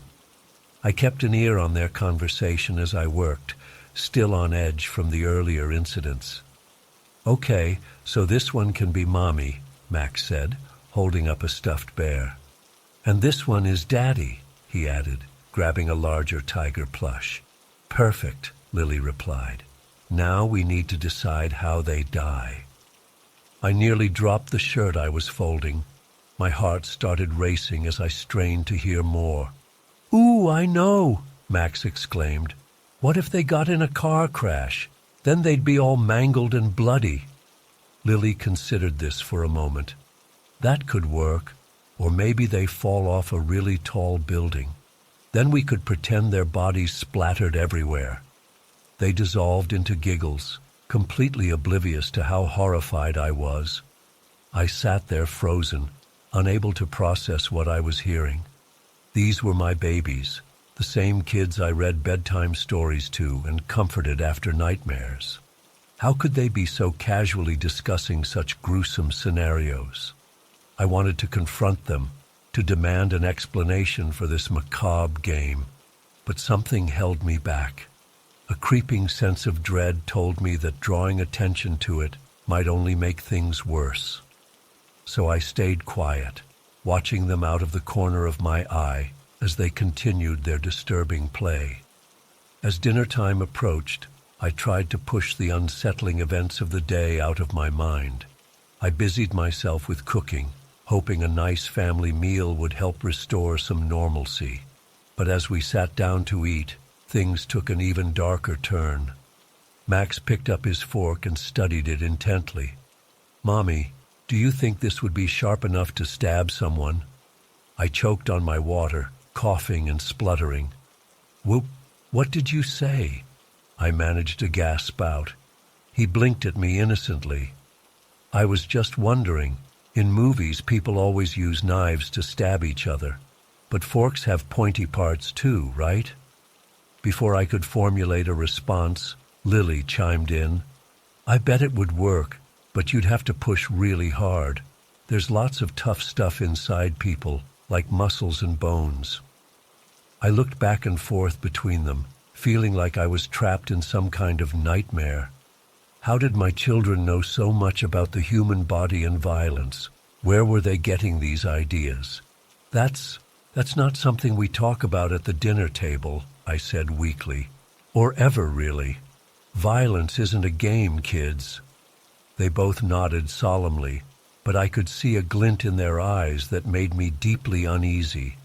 It was like they were humoring me, playing along with what they knew I wanted to hear.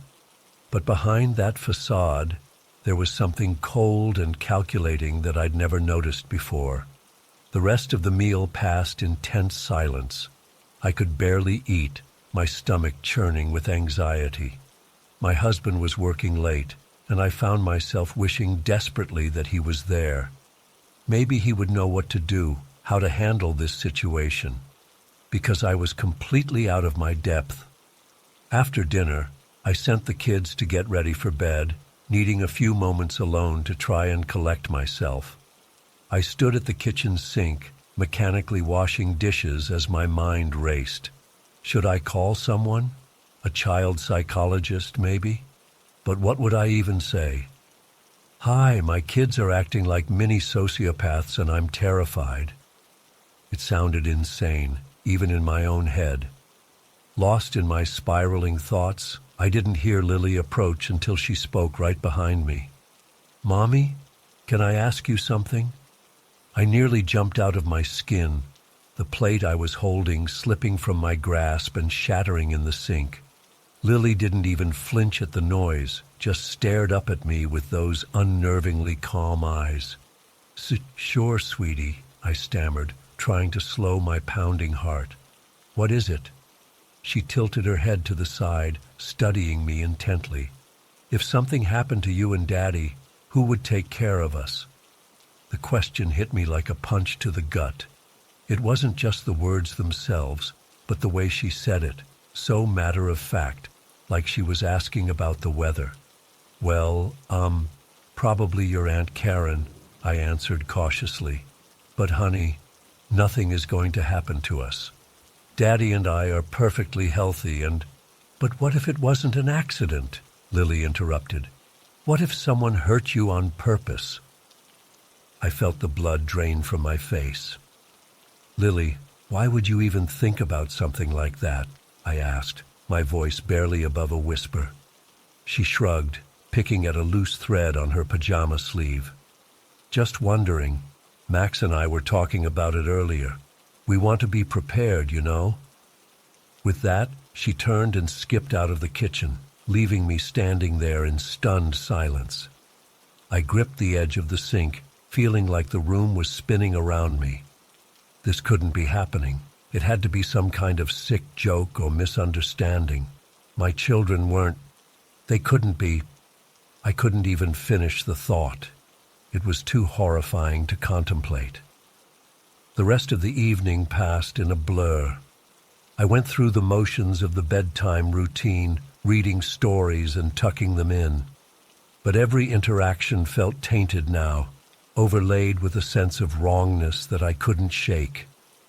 As I kissed them goodnight, I searched their faces for any sign of the sweet, innocent children I thought I knew. But all I saw were two pairs of eyes watching me with an unsettling intensity, like predators sizing up their prey. I barely slept that night, tossing and turning as my mind replayed every disturbing moment from the day. When my husband finally got home, I considered waking him up and pouring out everything that had happened. But something held me back. Maybe I was in denial, desperately hoping that if I just ignored it, things would go back to normal. But deep down, I knew that wasn't true. Something had changed, something fundamental and terrifying. And as I lay there in the dark, listening to the soft breathing of my family around me, I couldn't shake the feeling that I was no longer safe in my own home. The next morning, I woke up hoping it had all been a terrible dream. But as soon as I saw Lily and Max at the breakfast table, whispering and giggling together, that knot of dread reformed in my stomach. They fell silent as soon as I entered the room, watching me with those unnervingly intense stares. "Good morning, Mommy," they chorused in perfect unison, their smiles just a little too wide to be natural. I managed a weak "good morning" in response, going through the motions of serving breakfast while my mind raced. What was I going to do? How could I protect my family and myself from the very children I had brought into this world? As I set their plates down, Max looked up at me with an expression of innocent curiosity that sent chills down my spine. "Mommy," he asked sweetly, "how long do you think it would take someone to die if they couldn't breathe?" And just like that, I knew the nightmare was far from over. In fact, I had a sickening feeling that it was only just beginning.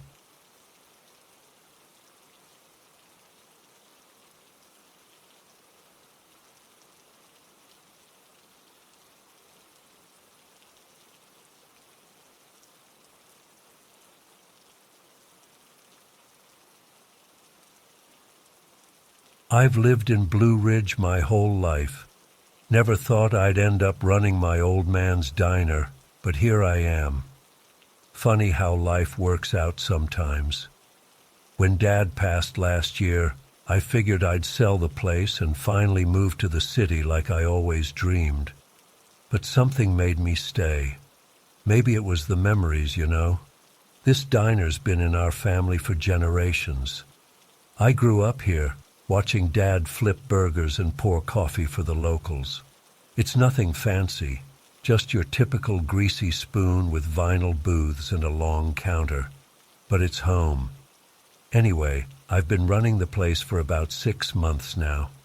It's a quiet life, but I'm starting to see why Dad loved it so much. There's something special about this old diner, tucked away in the mountains. The regulars become like family. And then there's the other thing, the thing I'm still trying to wrap my head around. It started a few weeks after I took over. I was closing up late one night when this old woman came in. She looked lost, kinda dazed. I told her we were closed, but she just sat down at the counter and asked for a cup of black coffee. Something in her eyes made me pause, so I poured her a cup and sat with her for a bit. As she sipped the coffee, tears started rolling down her cheeks, but she was smiling too. She told me she'd just talked to her husband, said he told her not to worry, that he was at peace now. I figured she was a little confused, maybe grieving, until she mentioned his name. It was Mr. Johnson. He used to come in every morning for years, always ordered the same thing, pancakes and black coffee. Thing is, he'd passed away over a year ago. I remember because Dad closed the diner for his funeral. I didn't know what to say. The old woman just smiled, thanked me for the coffee, and left. I chalked it up to my imagination, lack of sleep maybe. But then it happened again, and again. People would come in, usually late at night or early morning when the place was empty. They'd order black coffee, sit quietly for a while, then leave with tears in their eyes and peace on their faces, always talking about loved ones who'd passed on. I started paying closer attention. There were rules, I realized. It only worked with the plain black coffee, nothing added, and only at the counter, never the booths. The person had to be alone, and they couldn't talk out loud. Just sit and drink the coffee in silence. At first, I thought I was losing my mind, but the stories were too specific, too real. These people were talking to their dead loved ones somehow, through the coffee, or the diner, or I don't know. I still can't explain it. I called my sister in a panic one night, babbling about ghosts and magic coffee. She thought I was on drugs or having a breakdown from stress. Can't say I blamed her. But then she came to visit, and she saw it for herself. She ordered a black coffee, sat at the counter, and 20 minutes later, she was sobbing. Said she'd talked to Dad. He told her he was proud of us both, and that Mom was with him now. We held each other and cried for hours after that. I've gotten used to it now, I guess. As much as you can get used to something like this. I don't advertise it or anything. But word gets around in a small town. People come from all over now, hoping for one last conversation. I have rules, of course. Same ones that seemed to exist before I knew about any of this. Black coffee only, counter seats only, one person at a time. No talking out loud. And I never guarantee anything. Sometimes it works, sometimes it doesn't. I think it depends on the person, their connection to the one they've lost. It's a heavy responsibility, being the keeper of this, whatever it is. Portal? Gateway?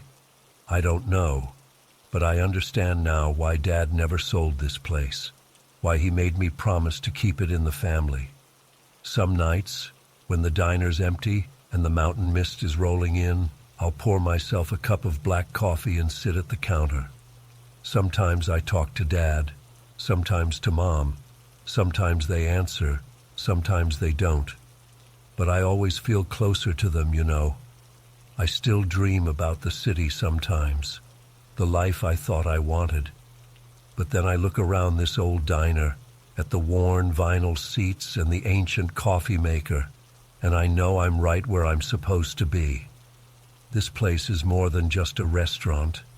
It's a bridge between worlds, a place where memories live and final goodbyes can be said, where the veil between life and death is just a little bit thinner.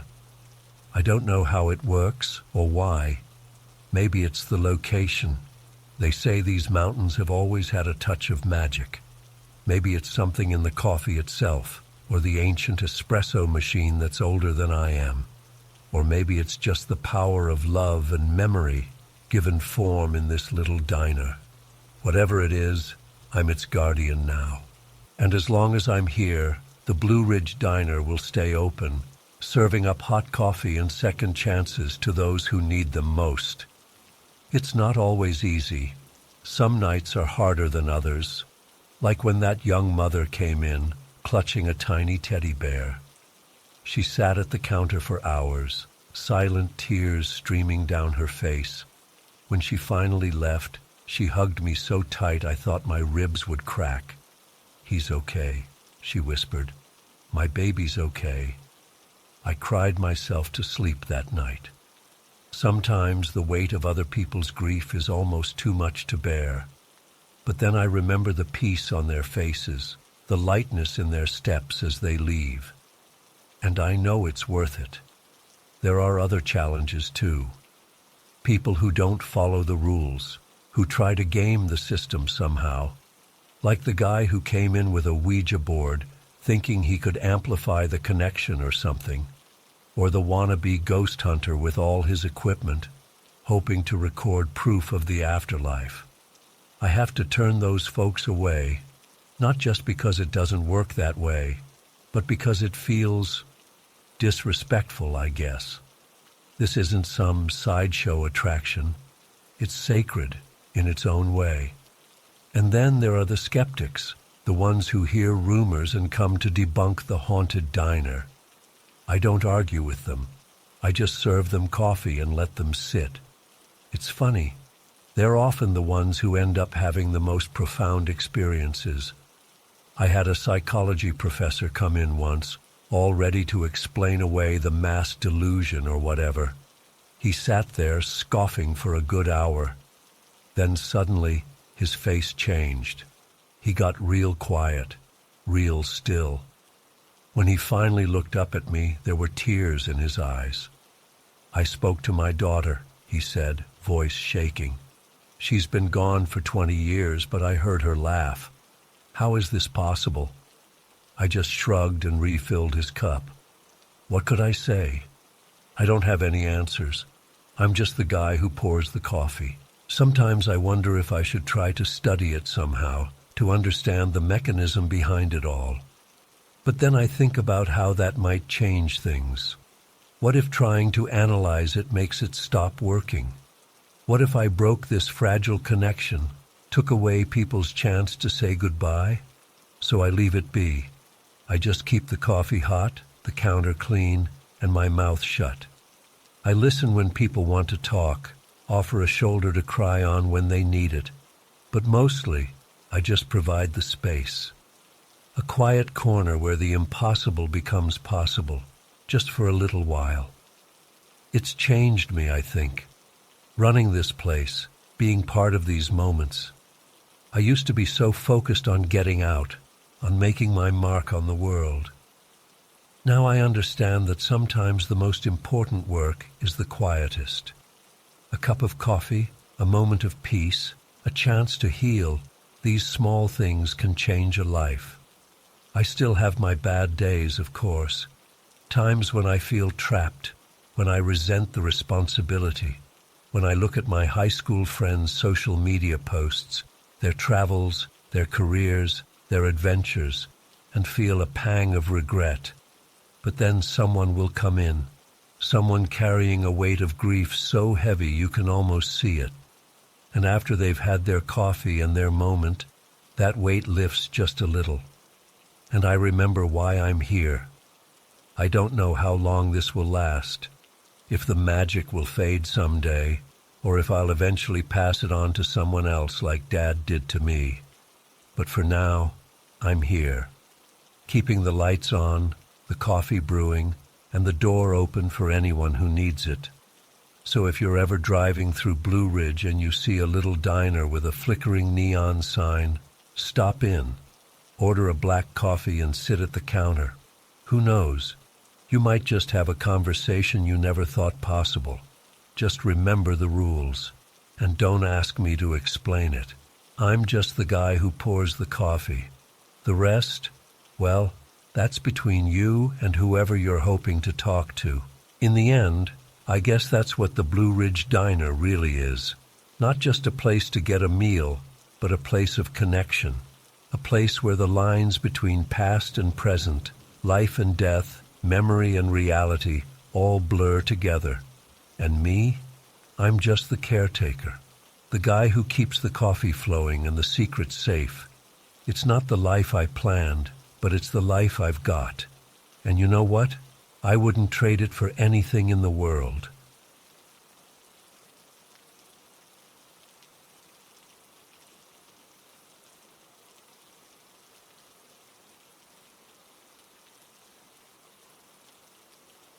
It was a cold, rainy evening in late October. I'd been driving aimlessly for hours, trying to clear my head, when I found myself pulling into the parking lot of that old diner on the outskirts of town. I hadn't been there in years, not since Emma. As I sat in my car, staring at the neon open sign flickering in the window, I felt a knot form in my stomach. This place held so many memories, both beautiful and painful. Emma and I used to come here all the time, sharing late-night conversations over greasy fries and endless cups of coffee. But now, the thought of stepping inside without her by my side felt like a knife twisting in my gut. I don't know what possessed me to get out of the car that night. Maybe it was the cold seeping into my bones, or maybe it was some deep-seated need for closure that I didn't even realize I had. Whatever it was, I found myself pushing open the heavy glass door and stepping into the warmth of the diner. The place hadn't changed a bit. Same cracked leather booths, same scratched formica countertop, same tired-looking waitress behind the counter. As I made my way to our old booth in the back corner, I could almost hear Emma's laugh echoing off the walls. I slid into the booth, my hands shaking slightly as I picked up the laminated menu. I didn't need to look at it. I already knew what I was going to order. Black coffee, just like always. The waitress appeared at my table, notepad in hand. "What can I get for you, hon?" she asked, her voice rough from years of cigarettes. "Just a coffee, please. Black," I managed to croak out. She nodded and shuffled away, leaving me alone with my thoughts once again. As I sat there, my eyes wandered to the empty seat across from me. How many times had I looked up to see Emma sitting there, her eyes sparkling with mischief as she stole fries off my plate. The coffee arrived, steaming hot and bitter. I wrapped my hands around the mug, letting the warmth seep into my cold fingers. As I took my first sip, I closed my eyes, letting the familiar taste wash over me. And then, something impossible happened. When I opened my eyes, Emma was sitting across from me. I nearly choked on my coffee, sputtering and coughing as I stared at her in disbelief. She looked exactly as I remembered her, long auburn hair falling in soft waves around her face, green eyes bright with life, that small scar above her left eyebrow from when she fell off her bike as a kid. "Emma?" I whispered, my voice barely audible. She smiled at me, that same warm smile that had always made my heart skip a beat. "Hey, Sam," she said softly. "It's been a while." I couldn't speak. I couldn't move.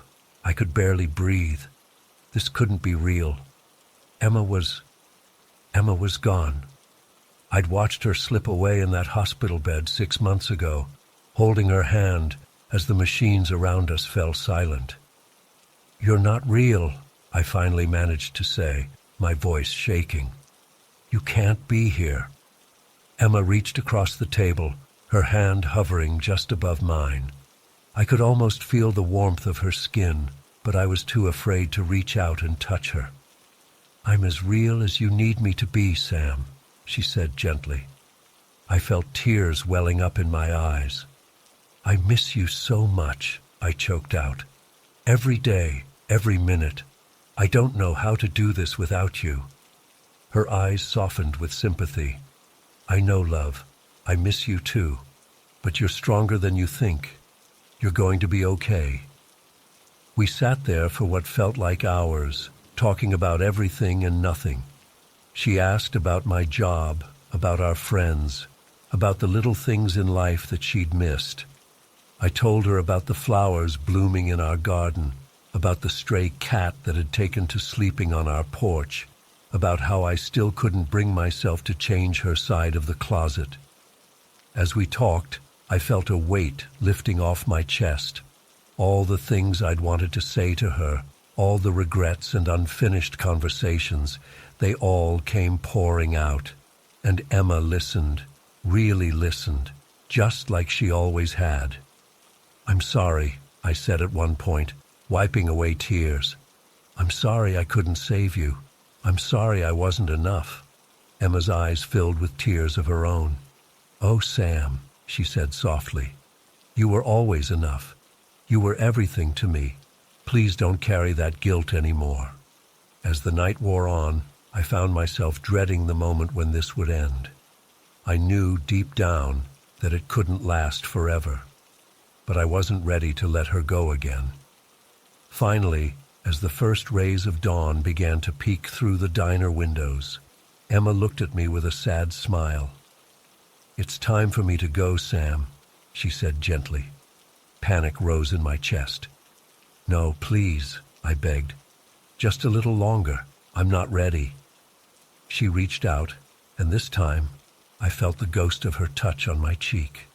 "You are ready," she said. "You're going to be okay. I promise." I blinked, and she was gone. The booth across from me was empty once again, no sign that anyone had been sitting there just moments before. I sat there for a long time, staring at the empty seat, trying to process what had just happened. Had it been real? A dream? A hallucination brought on by grief and lack of sleep? Eventually, the waitress appeared at my table again. "You okay, hun?" she asked, concern etched on her weathered face. "You've been sitting here all night." I looked up at her, confused. "All night?" She nodded. "You came in just before closing, ordered a coffee, and haven't moved since. We tried to wake you a couple times, but you seemed pretty out of it." I glanced down at my coffee mug. It was still full, the liquid inside stone cold. As I paid my bill and walked out of the diner into the bright morning sunlight, I felt different. The crushing weight of grief that had been my constant companion for the past 6 months felt lighter somehow. Not gone, but manageable. I don't know what happened that night at the Blue Ridge Diner. I don't know if I really saw Emma or if it was just my subconscious giving me what I needed to start healing. But I do know that something changed for me that night. I still miss Emma every day. I still talk to her sometimes when I'm alone in our house or walking through the garden she loved so much. But now, when I think of her, I can smile through the tears. I can remember the joy and love we shared, not just the pain of losing her. I've never been back to that diner. Part of me is afraid that if I go back, the magic will be gone, that it will just be another run-down diner on the side of the road, with no trace of the miracle I experienced that night. But sometimes, when I'm driving past late at night, I swear I can see 2 figures sitting in that back booth, heads bent close together in conversation. And for just a moment, I let myself believe that somewhere, somehow, Emma and I are still sharing those late-night talks over endless cups of coffee. And maybe, just maybe, that's enough.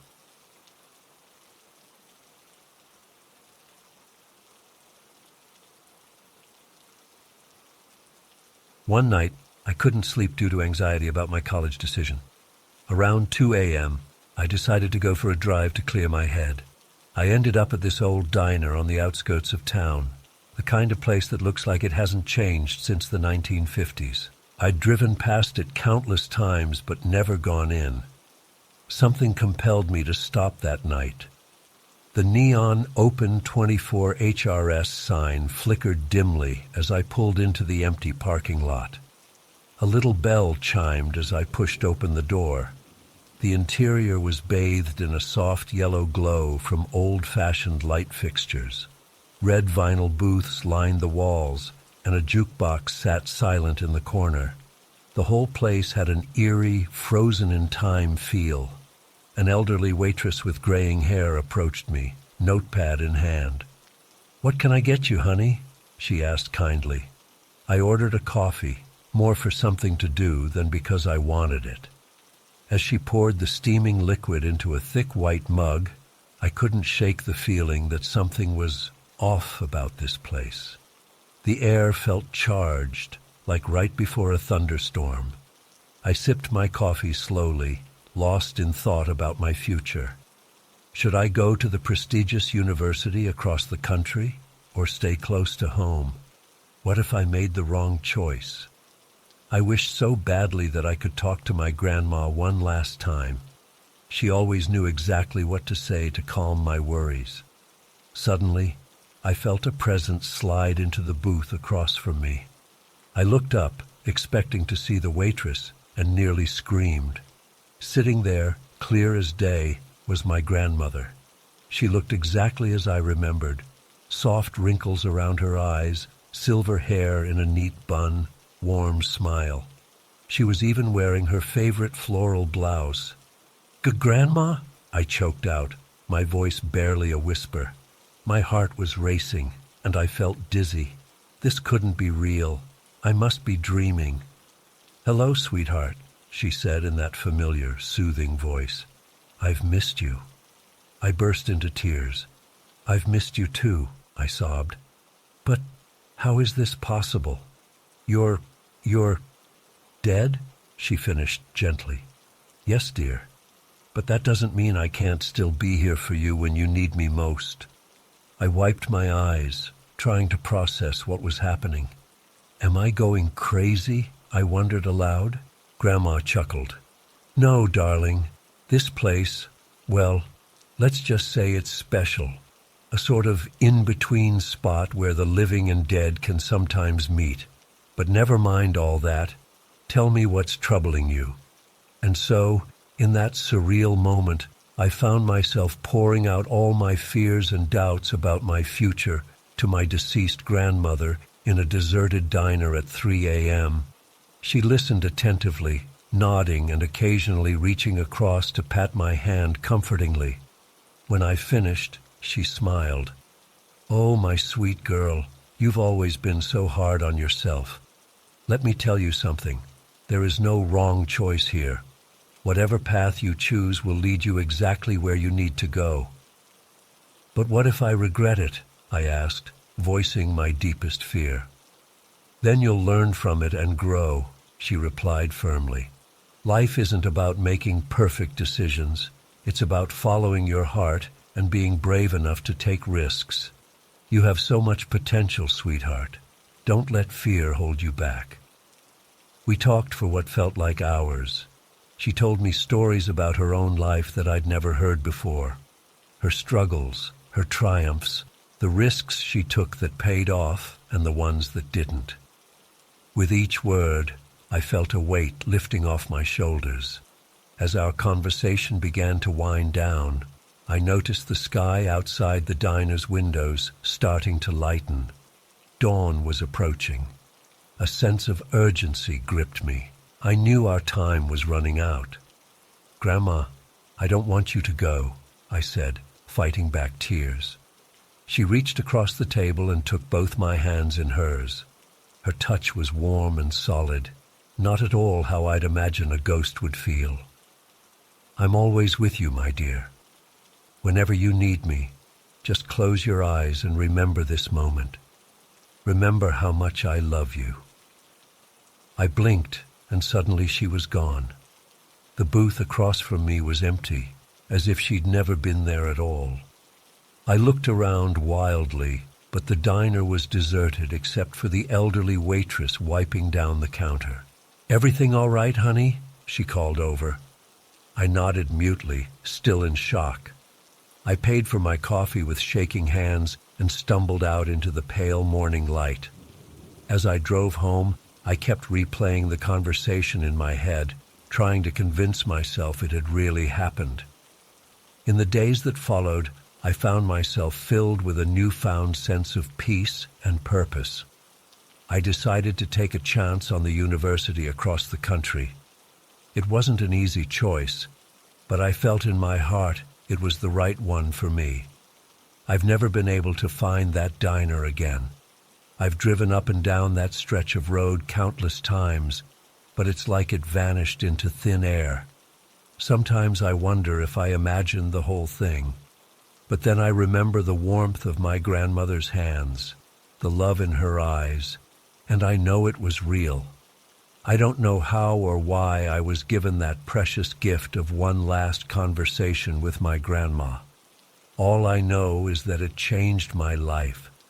Whenever I'm facing a tough decision or feeling lost, I close my eyes and remember her words. Follow your heart and don't be afraid to take risks. And somehow, I know she's still watching over me, guiding me from wherever she is now.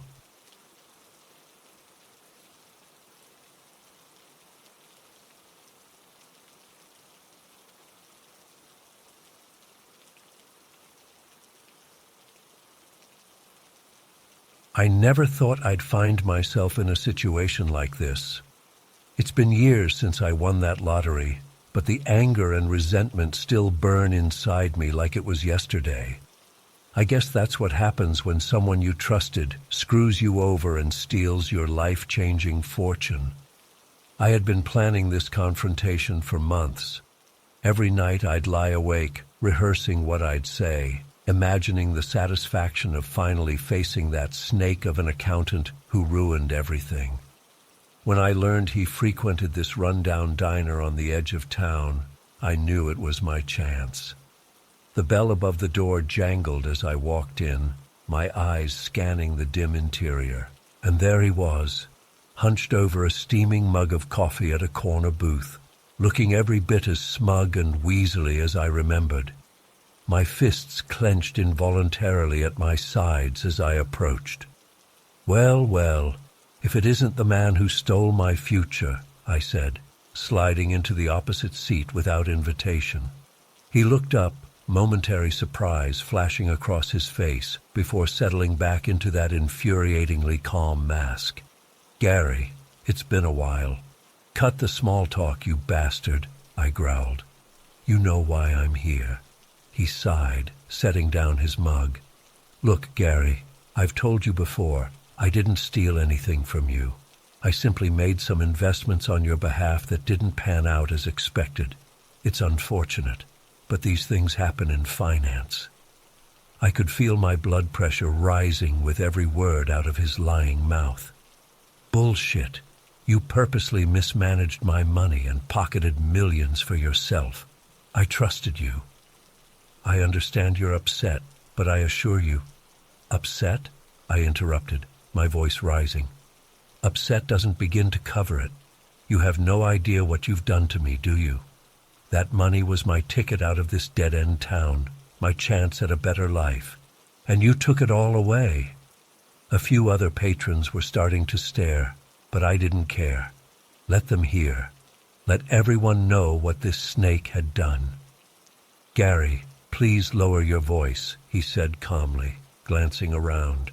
"This isn't the place for—" "Oh, I'm sorry. Am I making you uncomfortable?"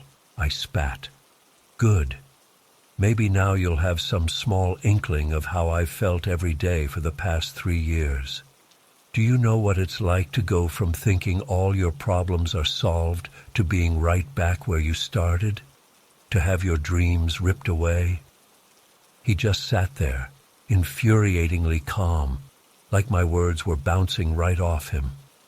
I understand you're frustrated, but as I've explained before, I acted within the bounds of our agreement. The market can be unpredictable. Don't give me that crap. I slammed my fist on the table, making the dishes rattle. You knew exactly what you were doing. You saw an opportunity to take advantage of some dumb lottery winner, and you took it. Well, congratulations. You got away with it. You're still living comfortably while I'm barely scraping by. Gary, I think you should leave, he said coolly. You're causing a scene and clearly not in a state to have a rational conversation. His condescending tone was the last straw. Before I even realized what I was doing, I had grabbed his coffee mug and hurled it against the wall. It shattered with a satisfying crash, leaving a dark stain on the dingy wallpaper. There's your rational conversation, I snarled, standing up. The entire diner had gone silent, all eyes on us. For the first time, I saw a flicker of real emotion in the accountant's eyes. Fear. Good. Let him be afraid. Let him wonder if I might do something worse next time. You haven't heard the last of this, I warned, pointing a shaking finger at him. I'm not going to rest until everyone knows what kind of lying, thieving scumbag you really are. I stormed out of the diner, the bell clanging wildly behind me. My hands were shaking and my heart was pounding as I got into my beat-up old car. Part of me wanted to go back in there and really let him have it, but I knew I had to be smart about this. I couldn't risk doing anything that would land me in legal trouble. As I drove home, my mind raced with all the things I still wanted to say, all the ways I wanted to make him pay. The confrontation hadn't gone exactly as I'd planned, but at least I'd finally looked that bastard in the eye and told him what I thought of him. It wasn't much, but it was a start. I pulled into the driveway of my small, run-down house, the same house I'd been desperate to leave behind when I won the lottery. Now it felt like a prison, a constant reminder of what could have been. I slumped onto the worn couch, my burst of angry energy fading into familiar despair. The worst part was, I knew confronting him wouldn't change anything. He'd keep living his comfortable life, and I'd still be stuck here, broke and bitter. But what else could I do?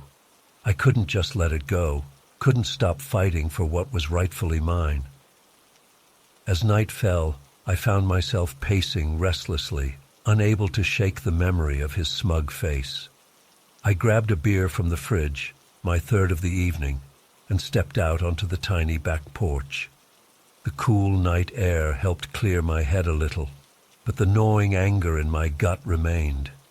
I don't know how long I stood there, staring unseeing into the darkness, but suddenly I became aware of something, a presence. I squinted, trying to make out shapes in the shadows beyond my yard. Was someone there?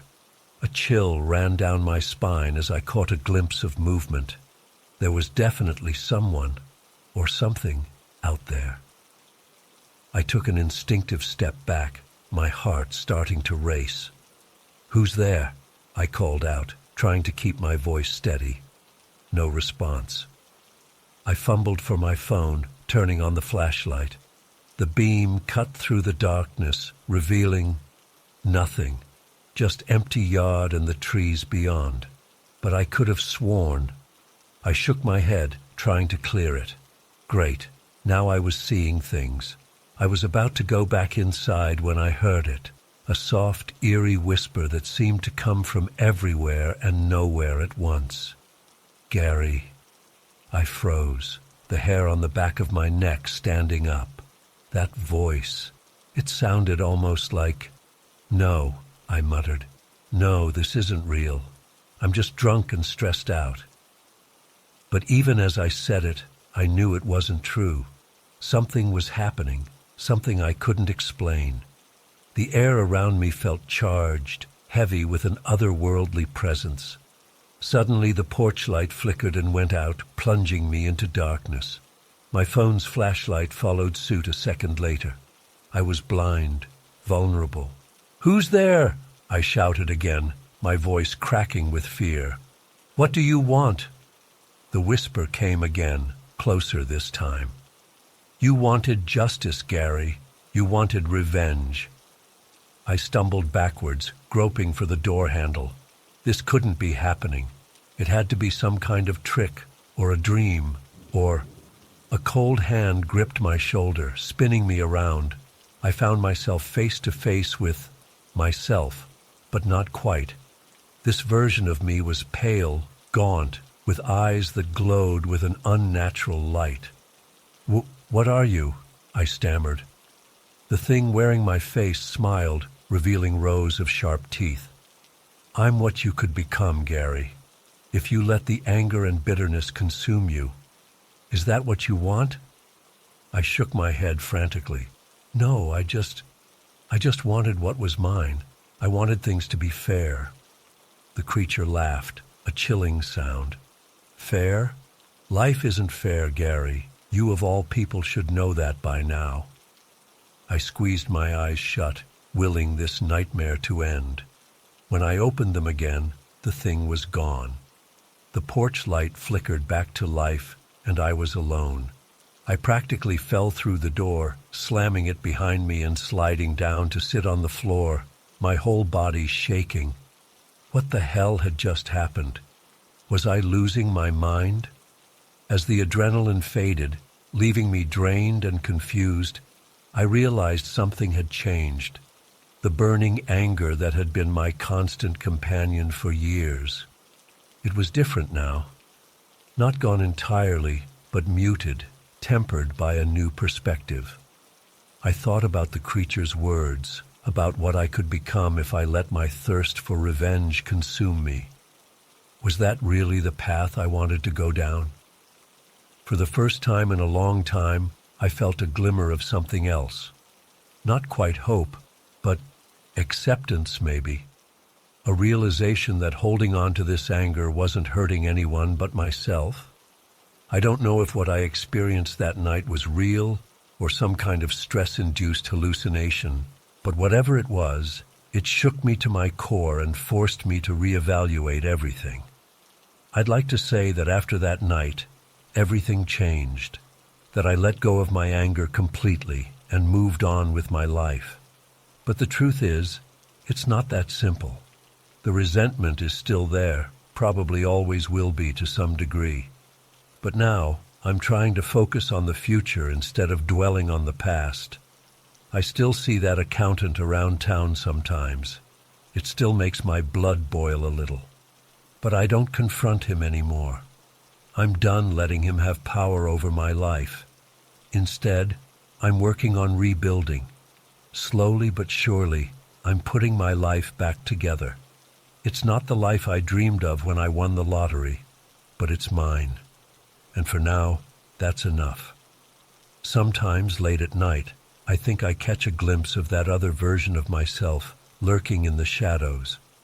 A reminder of what I could become if I'm not careful. It's terrifying, but it's also a strange comfort.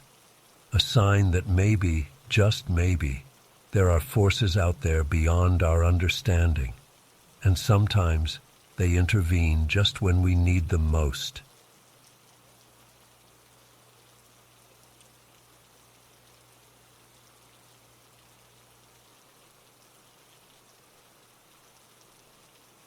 I never thought I'd find myself sitting across from a dead serial killer in a rundown diner at 3 a.m., but there I was. The case had been eating away at me for months. 5 victims so far, all young women, all killed in increasingly brutal ways. We had no leads, no suspects, nothing. I was desperate. That's when I remembered the old urban legend about Victor Kane. They said if you went to his favorite diner at exactly 3 a.m., ordered his usual coffee, black, 2 sugars, and left an empty chair, He might appear to share insights on murder. It was ridiculous, of course. Kane had been executed 20 years ago, but I was out of options.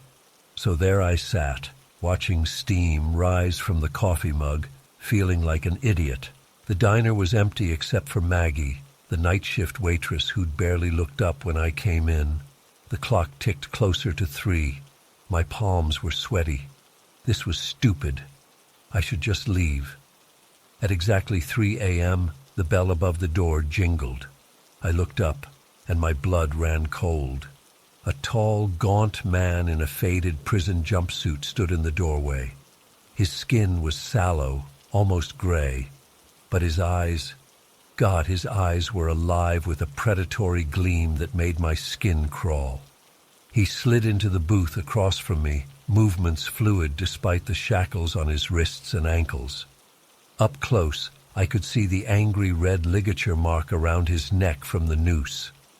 "Detective Andrews," he said in a raspy voice. "To what do I owe the pleasure?" I tried to speak, but my mouth was dry. This couldn't be happening. It wasn't real. And yet... "Cat got your tongue?" Kane's thin lips curled into a smile. "Come now, you called me here. Surely you have questions." I swallowed hard. The recent murders. 5 women. I need... "Ah, yes, I've been following those," Kane interrupted, leaning forward. "Sloppy work, no finesse, nothing like my masterpieces." His casual tone made my stomach turn. I fought to keep my voice steady. "Any insights? The killer's profile? Motivations?" Kane's eyes glittered. "Why, detective? You almost sound like you admire my work. Tell me, what was your favorite? The librarian? The college student?" He licked his lips. "The little girl?" Rage and disgust welled up in me. "You sick bastard! I'm nothing like you." He threw back his head and laughed, a horrible rasping sound. "Oh, but you are. Why else would you summon me? Deep down you want to understand, to feel what I felt." "No," I said firmly. "I want to stop the person doing this, that's all." Kane's expression darkened. "Liar," he hissed.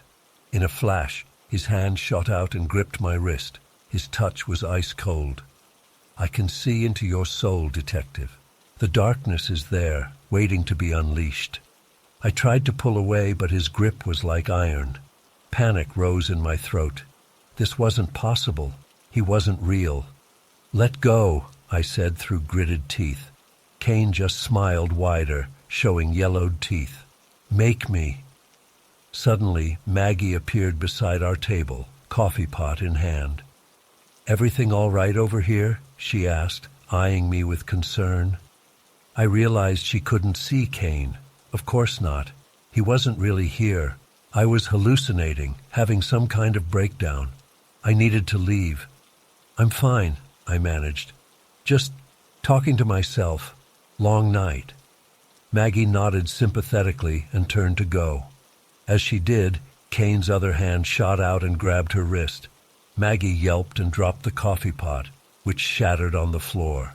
She stared at her wrist in horror, at the ghostly hand gripping it that only she and I could see. Now, don't go running off," Kane purred. "The fun's just beginning." "Let her go," I shouted, lunging across the table. But Kane was faster. In one fluid motion, he pulled Maggie into the booth beside him, arm around her throat. "Isn't this cozy?" he said. Maggie whimpered, eyes wide with terror. My heart was pounding. This couldn't be happening. Ghosts weren't real. Kane was dead. And yet... "Please," I said, hating how weak my voice sounded. "Let her go. She has nothing to do with this." Kane cocked his head. "But she does. You see, detective, I've grown rather bored in the afterlife. No one to play with." His grip tightened on Maggie's throat. "I think it's time for a new game." "No games," I said firmly. "You're here because I summoned you. You have to follow the rules." Kane laughed again, that horrible rasping sound. "Rules? Oh, you foolish man. I'm beyond your pathetic rules now. To demonstrate, he phased his hand through the table, shattering the laws of physics. My mind reeled. This was impossible. Now then, Kane continued, let's make things interesting. You have 1 hour to solve my little riddle, or sweet Maggie here pays the price. He licked the side of her face and she sobbed. I felt sick. What riddle? Kane grinned. Who am I? I blinked in confusion. What? You're Victor Kane. He shook his head.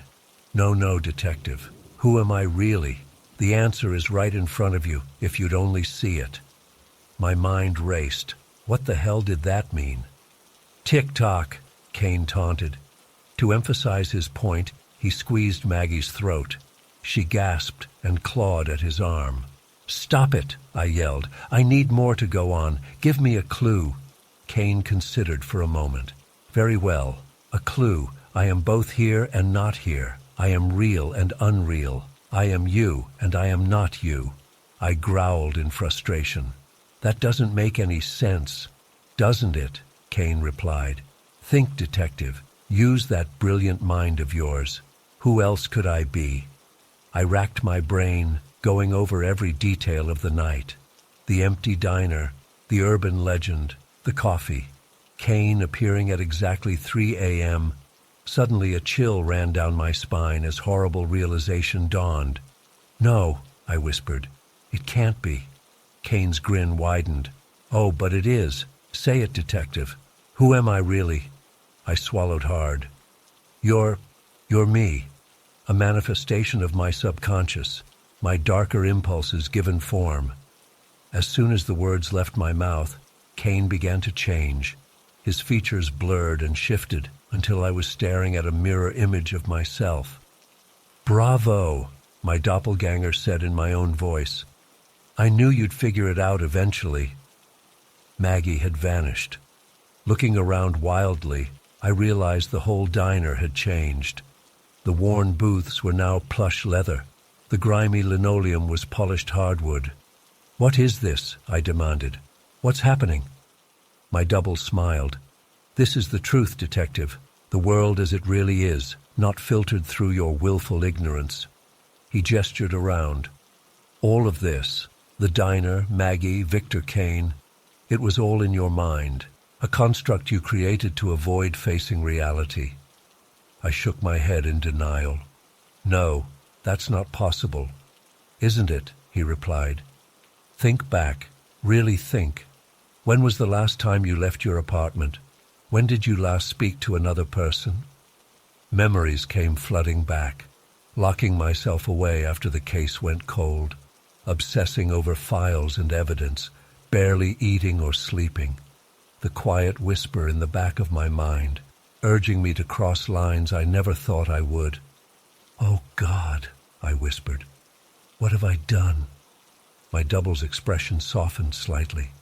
Nothing yet, but you were close. So close to giving in to those urges, to becoming the very thing you hunted. I felt sick. Why are you showing me this? Because you needed to see it, he replied. To understand the precipice you were standing on, the darkness inside you. I slumped in my seat, overwhelmed. So what now? How do I come back from this? My double considered for a moment. That's up to you. You can keep running, keep hiding from the truth, or you can face it head on. Confront your demons instead of letting them control you. I nodded slowly. And if I do that, will you go away? He smiled sadly. I'll always be a part of you, but I don't have to be in control. With that, he began to fade away. The diner shimmered and blurred around me. I jolted awake with a gasp. I was in my apartment, slumped over my desk, covered in case files. Pale morning light filtered through the blinds. For a long moment I just sat there, trying to process everything I'd experienced.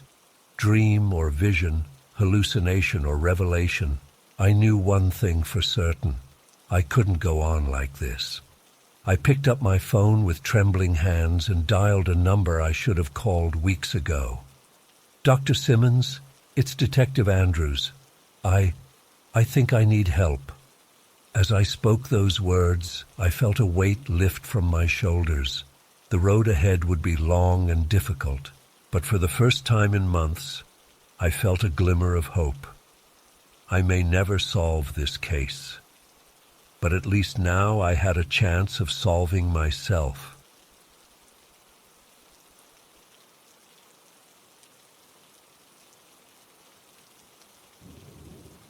It was a typical Tuesday morning. I dragged myself out of bed at 4 a.m., just like I had every day for the past 5 years since Dad passed. The diner was his life's work, and I couldn't bear to see it close down. So, there I was, fumbling with the keys in the pre-dawn darkness, my breath visible in the chilly air. As I pushed open the door, the familiar smell of grease and coffee hit me. I flicked on the lights, wincing at their harsh fluorescence. The place looked exactly as it had for decades. Worn vinyl booths, chipped formica countertops, and that ancient jukebox Dad refused to part with. I went through the motions of opening up, firing up the grill, prepping the coffee makers, setting out fresh silverware. It was mindless work, allowing my thoughts to wander. I found myself, as I often did, thinking about Dad. How proud he'd been of this place. How he'd light up when regulars walked in, greeting them by name and remembering their usual orders. The first pot of coffee was always for me. I poured a cup, adding a splash of cream and 2 sugars, just the way Dad used to make it for me when I'd help out as a kid. I took a sip, savoring the warmth and familiar taste. That's when things started to get weird. The fluorescent lights flickered, just for a second. I probably wouldn't have even noticed if the jukebox hadn't suddenly crackled to life. It was playing an old Sinatra tune, Dad's favorite. I froze, coffee mug halfway to my lips. The jukebox hadn't worked in years. I set down my mug and walked over to it, reaching out to touch the glowing buttons. As soon as my fingers made contact, it went silent. The hair on the back of my neck stood up. I told myself it was just a fluke, some weird electrical surge. But deep down, I knew something wasn't right. I turned back to the counter, and my heart nearly stopped. There, sitting on one of the stools, was a man. He hadn't been there a moment ago, I was sure of it. But as I blinked and tried to make sense of what I was seeing, I realized with a jolt that I recognized him. It was my dad. Not as he'd been in his final days, frail and worn down by illness. No, this was Dad in his prime, the way I remembered him from my childhood. Salt and pepper hair neatly combed, wearing his favorite flannel shirt, and that ridiculous kiss the cook apron he loved so much. I couldn't breathe. I couldn't move. I just stood there gaping as he smiled at me with that warm, familiar grin. "Hey, Ricky," he said, his voice exactly as I remembered it. "Long time no see, kiddo," I stammered, trying to form words. This couldn't be real. I must have fallen asleep at the counter. Or maybe I'd finally cracked under the stress of running this place alone. "Dad," I finally managed to choke out. What? You're—" He chuckled, the sound sending a wave of emotion through me. "Dead? Yeah, I know. But I couldn't rest easy seeing you like this." I sank onto the stool next to him, my legs suddenly unable to support me. "Like what?" He gestured around the empty diner. "Stuck. Trapped in the past. This place was my dream, Ricky, not yours." I felt a lump forming in my throat. But I couldn't let it go. It's all I have left of you. Dad's expression softened.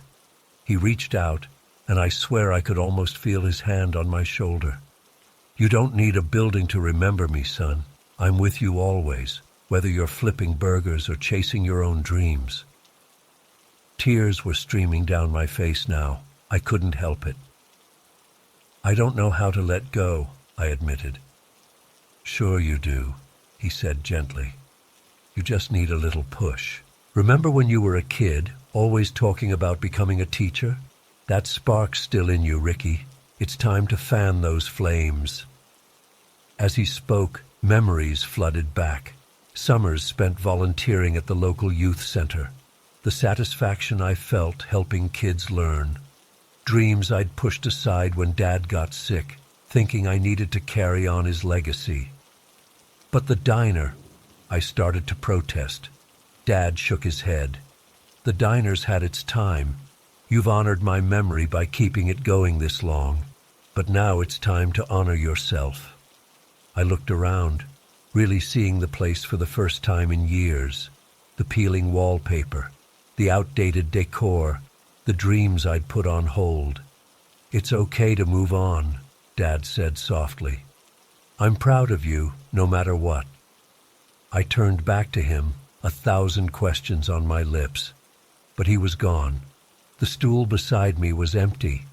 For a moment, I thought I'd imagined the whole thing. But then I noticed my coffee mug. It had been half full when I set it down. Now it was empty, with a faint lipstick mark on the rim, the same shade Mom always wore. I sat there for a long time, trying to process what had just happened. Was it a dream, a hallucination, or something more? In the end, I realized it didn't matter. Dream or ghost, the message was clear. It was time to let go. I didn't open the diner that day. Instead, I called a realtor and started the process of selling the place. It wasn't easy, but with each step, I felt a weight lifting from my shoulders. It's been 6 months since that strange morning. The diner's been sold to a young couple with big dreams of their own. I'm halfway through my teaching certification program, and for the first time in years, I feel alive. Sometimes, when I'm grading papers late at night, I swear I can smell a faint whiff of coffee and hear the distant strains of Sinatra. And I smile, knowing Dad's still with me, cheering me on. I don't expect anyone to believe this story. Hell, some days I'm not sure I believe it myself. But I know what I experienced that day changed my life. It taught me that sometimes the greatest way to honor those we've lost is to live our lives to the fullest. And who knows, maybe someday, when some weary traveler stops at that old diner for a cup of coffee, they'll feel a warm presence and hear a ghostly voice say, "Welcome. What'll it be, friend?"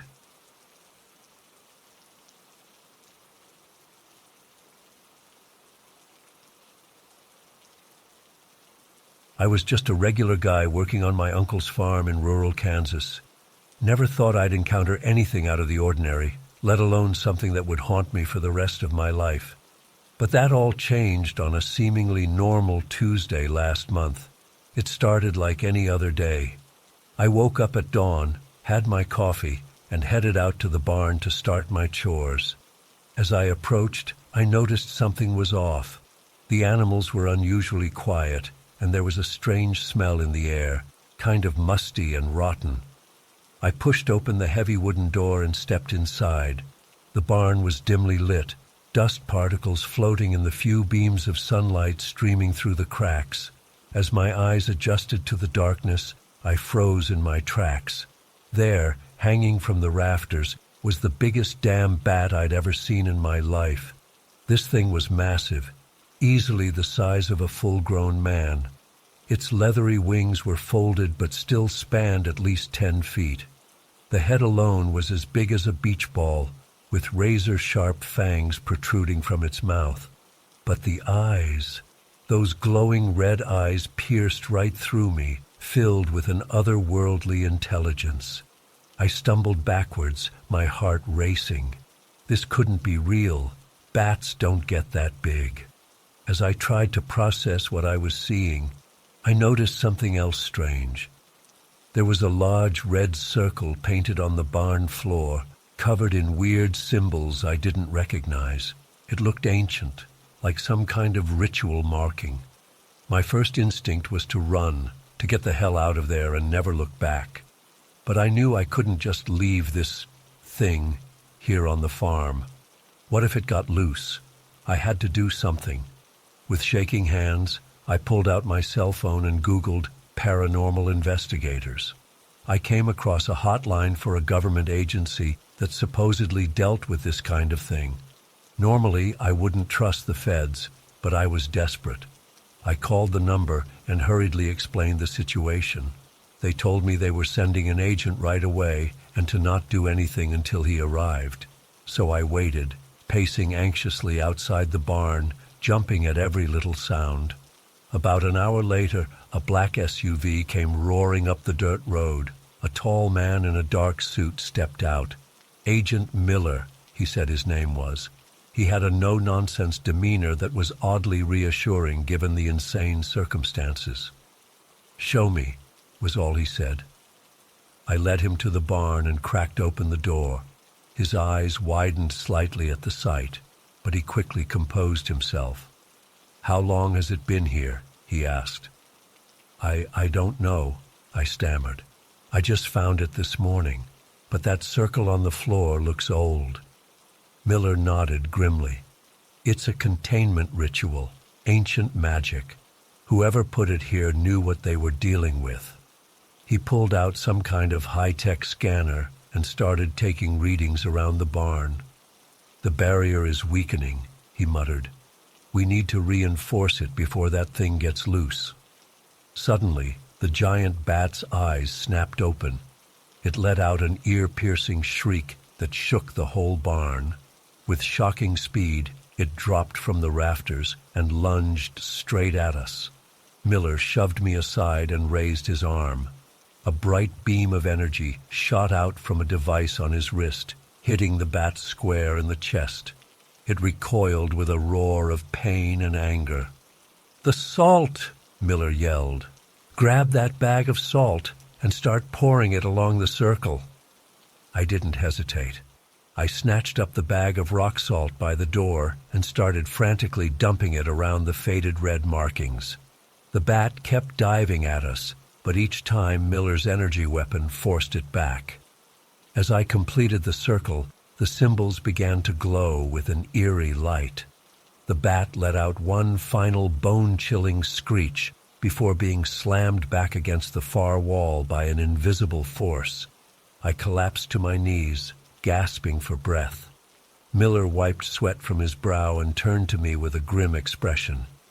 "The ritual has been restored, but it's only temporary," he said. "This is your responsibility now. Every 3 months, you must renew the salt barrier and recite the incantation. If you fail, that thing will be unleashed, and it won't be alone." He handed me an ancient-looking, leather-bound book. "Everything you need to know is in here. Study it carefully. The fate of more than just this farm rests in your hands now."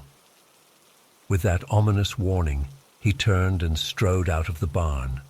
I heard his SUV start up and drive away, leaving me alone with the monster and my newfound burden. I've spent every day since then poring over that book, learning the rituals and steeling myself for what's to come. The bat remains motionless in the barn, but sometimes at night I swear I can hear it whispering in some inhuman language. I don't know why this task fell to me. I'm just a simple farmhand, not some chosen one, but I know the consequences if I fail, so I'll keep that thing contained, no matter what it takes. God help me.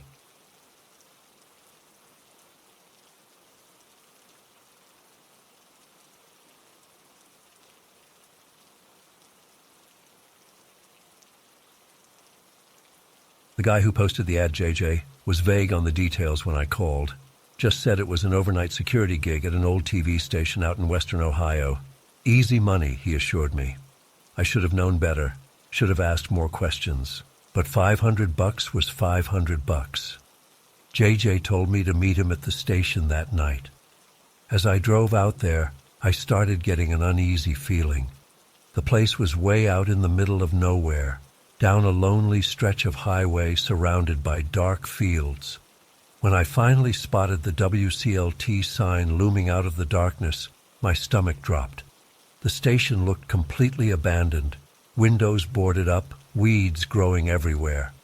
What the hell kind of security job was this? I sat in my car for a few minutes debating whether to just turn around and leave, but I really needed that money.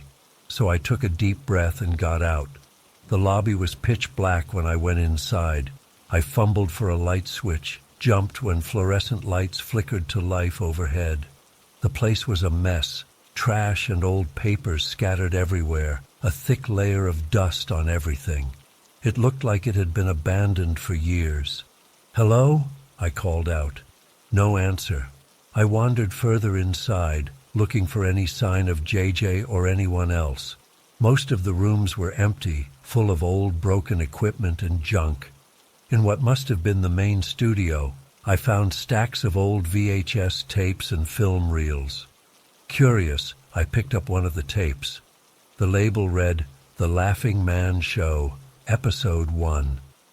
Before I could investigate further, I heard footsteps behind me. I spun around to see a guy standing in the doorway. Must have been JJ. "You made it," he said with a crooked smile. "Ready to get started?" I had about 1,000,000 questions, but JJ brushed them all off.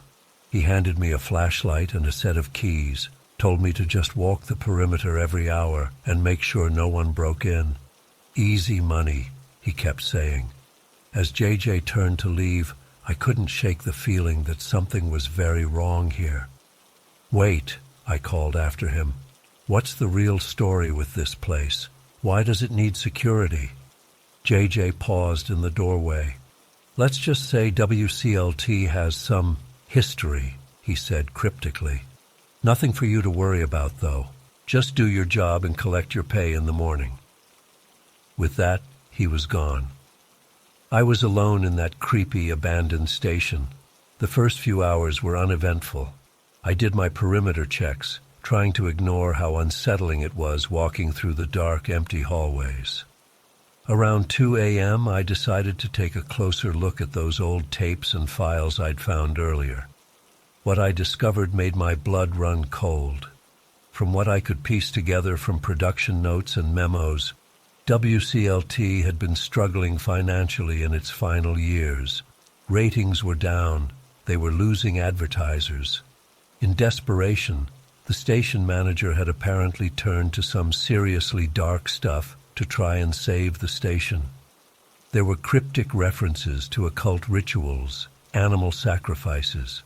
They seemed to believe they could summon some kind of supernatural entity that would make their shows a hit again. The entity was referred to as the Laughing Man. I found an old photo album full of pictures from the station's heyday. Flipping through, I froze when I came to a photo of what must have been their children's show mascot. It was this absolutely nightmarish puppet or costume, a tall, skeletal figure with an unnaturally wide grin full of sharp teeth. The eyes were just black voids, written underneath, "The Laughing Man welcomes you." My hands were shaking as I set the album down. What the hell had I gotten myself into? I needed to get out of there. $500 be damned. As I turned to leave, the light suddenly went out. I fumbled for my flashlight, heart pounding. The beam of light swept across the room, and I nearly screamed. There, in the corner, was a tall figure, impossibly thin, with long, spindly limbs, and that horrifying, grinning face from the photos. I ran. Sprinting blindly through pitch-black hallways, I could hear something skittering after me, that unnatural laughter echoing off the walls. I burst out the front doors, not daring to look back. I made it to my car and peeled out of there, tires squealing. In my rear-view mirror, I swear I saw a pale face grinning at me from the station doorway. I drove for hours, too terrified to stop. When the sun finally came up, I went straight to the police.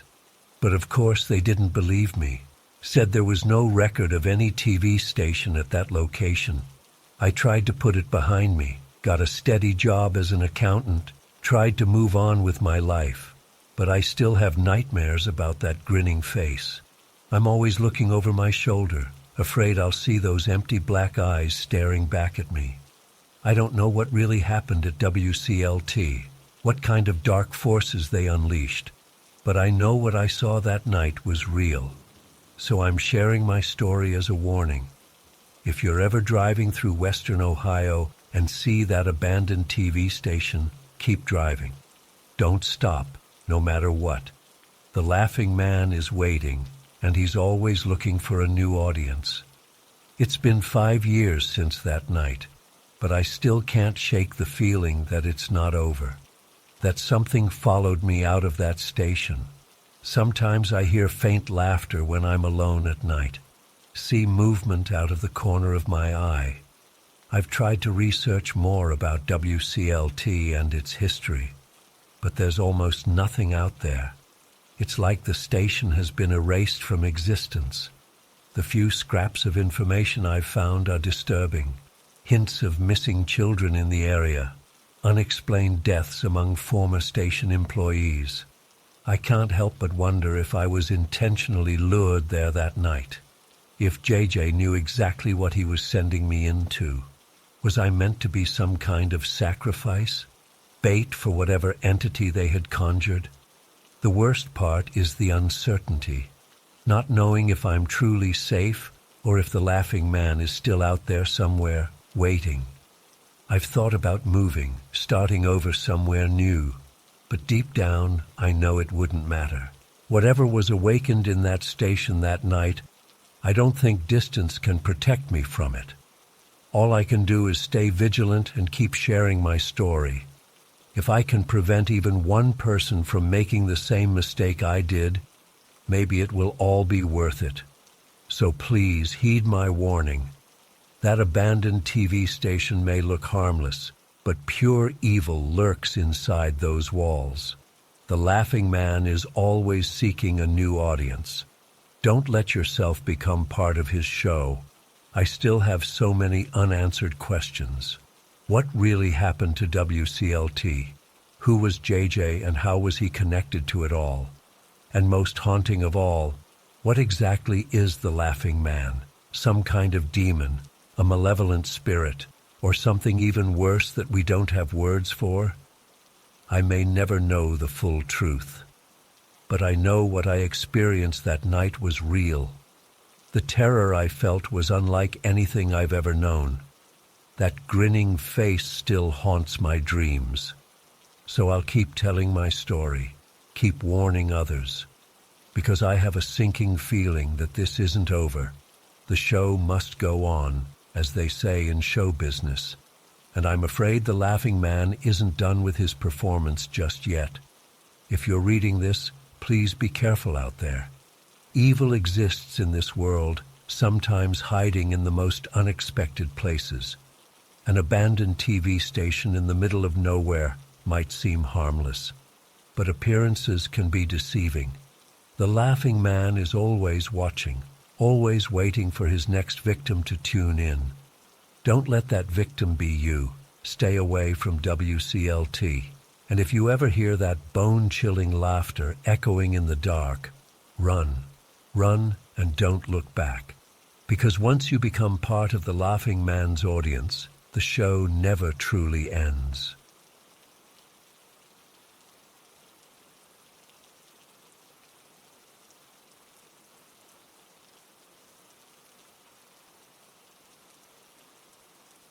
I've been caving for over a decade now, but nothing could have prepared me for what I encountered last month.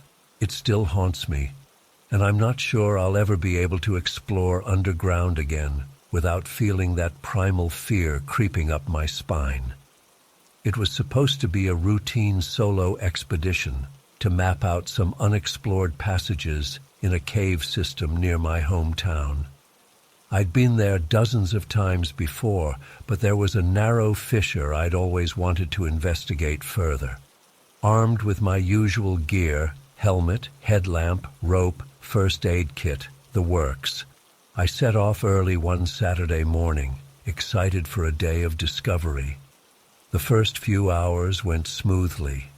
I squeezed through the tight opening I'd spotted on previous trips, finding myself in a larger chamber with several branching tunnels.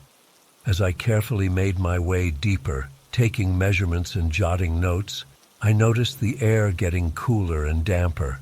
There was an eerie stillness that I couldn't quite put my finger on. It was when I rounded a bend into a vast cavern that things took a turn for the bizarre. My headlamp beams swept across something that made my blood run cold. 4 stone coffins, arranged in a neat row against the far wall. They looked ancient, covered in a thick layer of mineral deposits. But what struck me most was how out of place they seemed. This wasn't a known burial site, and moving such heavy objects through the narrow passages would have been nearly impossible.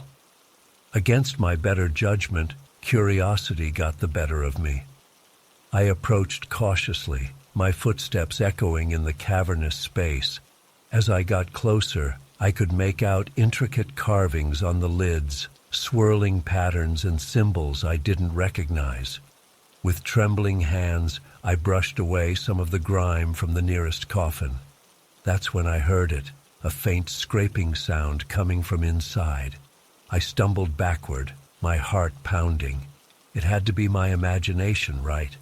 But then I saw the lid starting to move, inching slowly to the side as if pushed from within. I stood there, paralyzed with fear, as a pale hand emerged from the gap. It was followed by an arm, then a shoulder, and finally the gaunt face of a man who looked like he'd been dead for centuries. His skin was a sickly gray, eyes sunken and glassy, but they fixed on me with a predatory intensity that sent chills down my spine. Before I could even process what I was seeing, the other coffins began to open.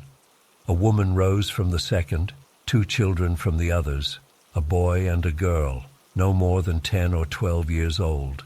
They all had that same deathly pallor, moving with an unnatural fluidity as they climbed out and turned towards me.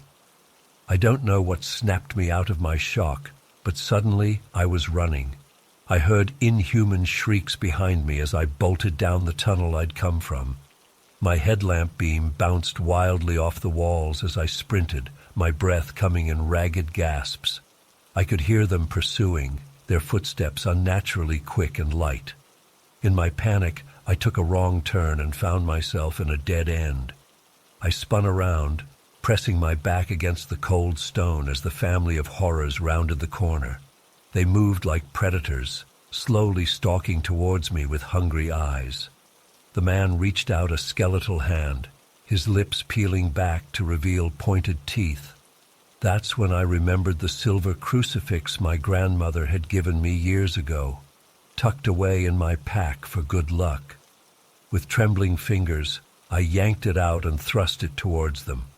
To my amazement, they recoiled, hissing and shielding their eyes. It wasn't much, but it gave me the opening I needed. I darted past them, my legs burning as I pushed myself harder than I ever had before. I could hear them behind me, their inhuman shrieks echoing off the walls. But somehow, miraculously, I managed to stay just ahead. When I finally saw a glimmer of daylight up ahead, I nearly wept with relief. I burst out of the cave entrance, collapsing onto the grass as the afternoon sun beat down. For a moment, all I could do was lie there, gulping in fresh air. When I finally found the strength to look back, I saw them lurking just inside the shadows of the cave mouth. They seemed unable or unwilling to step into the sunlight, but their eyes never left me. Shaking and disoriented, I gathered my gear and stumbled back to my car. I drove straight to the local police station, babbling about what I'd seen. But the officers just exchanged skeptical looks and gently suggested I might be suffering from carbon dioxide poisoning or hallucinations from hitting my head. They took my statement, but I could tell they didn't believe a word of it. Desperate for someone to take me seriously, I went to see Father Michael at the local church the next day. He listened patiently as I recounted my terrifying experience, but I could see the doubt in his eyes. He assured me he would look into it, but I left feeling frustrated and alone. For weeks afterward, I was jumpy and paranoid. I couldn't sleep without nightmares of those pale, hungry faces. I kept expecting to see them outside my window or lurking in dark corners. But as time passed and nothing happened, I started to wonder if maybe I had imagined it all. Then, about a month after my encounter, I saw a small article in the local paper that made my blood run cold. There had been a cave-in at the very system I'd explored. The entire section where I'd found the coffins had apparently collapsed, sealing off that part of the cave network completely. At first, I was relieved. Surely that meant the horror I'd encountered was trapped forever, buried under tons of rock. But then a chilling thought occurred to me. What if they had escaped before the collapse? What if they were out there somewhere, waiting for nightfall to hunt? I called Father Michael, hoping he might have some answers. To my surprise, he sounded nervous and evasive. He claimed to know nothing about the cave-in, but there was something in his voice that made me suspect he wasn't being entirely truthful. Had he somehow orchestrated the collapse after hearing my story? I wanted to press him for more information, but he quickly ended the call. It's been 2 months now since that day in the cave, and I still don't know what to believe. Was it all just a vivid hallucination brought on by fear and bad air? Or did I stumble upon something ancient and evil, something that was never meant to be disturbed? All I know is that I haven't been able to bring myself to go caving since. The thought of being underground, surrounded by darkness, makes me break out in a cold sweat. I find myself watching the shadows a little more closely these days, always half expecting to see those pale faces emerging from the dark. Sometimes, late at night when the house is quiet, I swear I can hear faint scratching sounds coming from somewhere deep below. It's probably just my imagination playing tricks on me. At least, that's what I tell myself. But I always sleep with my grandmother's crucifix close at hand, just in case. I don't know if I'll ever fully understand what happened that day.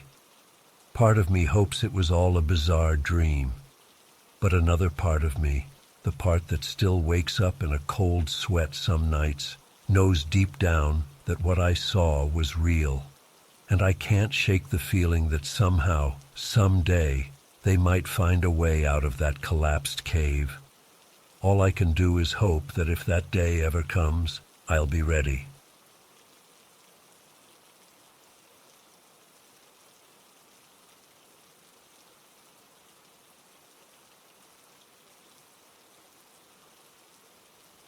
As I reached the back corner of the nonfiction section, my eyes fell on a book I'd never seen before. It was old, bound in dark leather, with no markings on the spine. Curiosity got the better of me, and I pulled it from the shelf. The moment my fingers touched the cover, a chill ran down my spine. The title, etched in faded gold letters, read, "The Nefarious List." I opened the book, and what I saw made my blood run cold. It was filled with names, hundreds of them, each followed by a date and time. Some were crossed out, others circled in red. As I flipped through the pages, my heart nearly stopped. There, on page 237, was my own name, Patrick Matheson. Next to it, the chilling inscription, "Before Midnight." My hands shook as I slammed the book shut. This had to be some kind of sick joke, right? But deep down, I knew it wasn't. The book felt alive somehow, malevolent. I shoved it into my bag and rushed out of the library, locking up behind me with trembling hands. That night, I couldn't sleep. I tossed and turned, my mind racing with questions. What was this list? Who put my name in it? And what would happen before midnight? As the hours ticked by, I felt like I was losing my mind. Every creak of the house, every shadow in the corner sent my heart racing. When morning finally came, I called in sick to work. I couldn't face the library, couldn't bear to be near that book again. Instead, I spent the day researching. I Googled the nefarious list and cursed book of names, but nothing came up. It wasn't until I stumbled upon an obscure folklore forum that I found something that made my blood run cold. There was a thread about Krampus, a demonic creature from Alpine folklore known for punishing the wicked. But this wasn't the sanitized version from Christmas cards. This Krampus was described as a merciless judge, jury, and executioner for those with morally questionable pasts. And his chosen victims? They were said to be listed in an ancient tome. My hands were shaking so badly I could barely type as I posted about the book I'd found. Within minutes, I received a private message from a user named gbonner52. Meet me at Riverside Park, 3 p.m. Come alone. I can help. Every instinct told me not to go, but what choice did I have? As I approached the park, I saw an old man sitting on a bench, his face weathered and scarred. He introduced himself as Gerald Bonner, and the story he told me chilled me to the bone. Gerald had been on the list for decades. He'd seen Krampus take others, described the creature as something out of a nightmare, half goat, half demon, with eyes that burned like hellfire.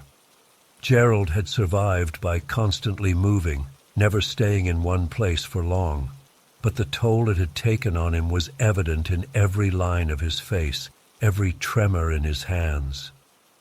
"You can't run forever," he told me, his voice a raspy whisper. "Sooner or later, Krampus finds everyone on that list." As the sun began to set, casting long shadows across the park, Gerald's eyes widened in terror.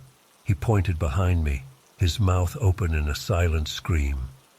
I turned, and what I saw will haunt me for the rest of my days. It was Krampus, towering, monstrous, with matted fur and twisted horns. Its eyes locked onto Gerald, and in that moment I understood true fear. I stumbled backward, falling onto the grass as Krampus lunged forward. What happened next was a blur of violence and horror. I watched, paralyzed, as Krampus seized Gerald. The old man's screams echoed through the park, but no one came. It was as if we were in a bubble, cut off from the rest of the world. In moments, it was over. Gerald was gone, and Krampus turned those burning eyes on me. I thought I was next, but the creature simply growled, a sound that seemed to come from the depths of hell itself, and vanished into the growing darkness. I don't know how long I sat there, shaking and crying. When I finally managed to stumble home, I was a wreck. I couldn't understand why I had been spared, why my name was on that list. And then, like a punch to the gut, I remembered. Jason Daniels. A name I'd tried so hard to forget. 10 years ago, I'd made a terrible mistake. I'd been driving home from a party, slightly drunk, when I hit someone. In a panic, I fled the scene. The next day, I learned that Jason, a young man from my neighborhood, had been arrested for the hit and run. I said nothing, did nothing, as an innocent man went to prison for my crime. The realization of my own guilt, the weight of what I'd done, crushed me. Is this why I was on the list? Was Krampus coming for me next? I couldn't bear it any longer. The next morning, I walked into the police station and confessed everything. The relief I felt was immediate, even as they put me in handcuffs. I knew I was doing the right thing, finally facing the consequences of my actions. As I sit here in my cell, waiting for my trial, I can't help but wonder about that book, about Krampus. Was it all real, or just a vivid hallucination brought on by guilt? I don't know. But I do know that facing the truth, owning up to what I'd done, lifted a weight I didn't even know I was carrying. I don't know what the future holds for me. I don't know if Krampus is still out there, if my name is still on that list. But for the first time in years, I feel at peace. Whatever comes next, I'll face it knowing that I've done what I can to make things right. To anyone reading this, learn from my mistake. Don't let guilt and fear rule your life. Face your demons, whether they're real or metaphorical. Because in the end, the only judgment that truly matters is the one we pass on ourselves.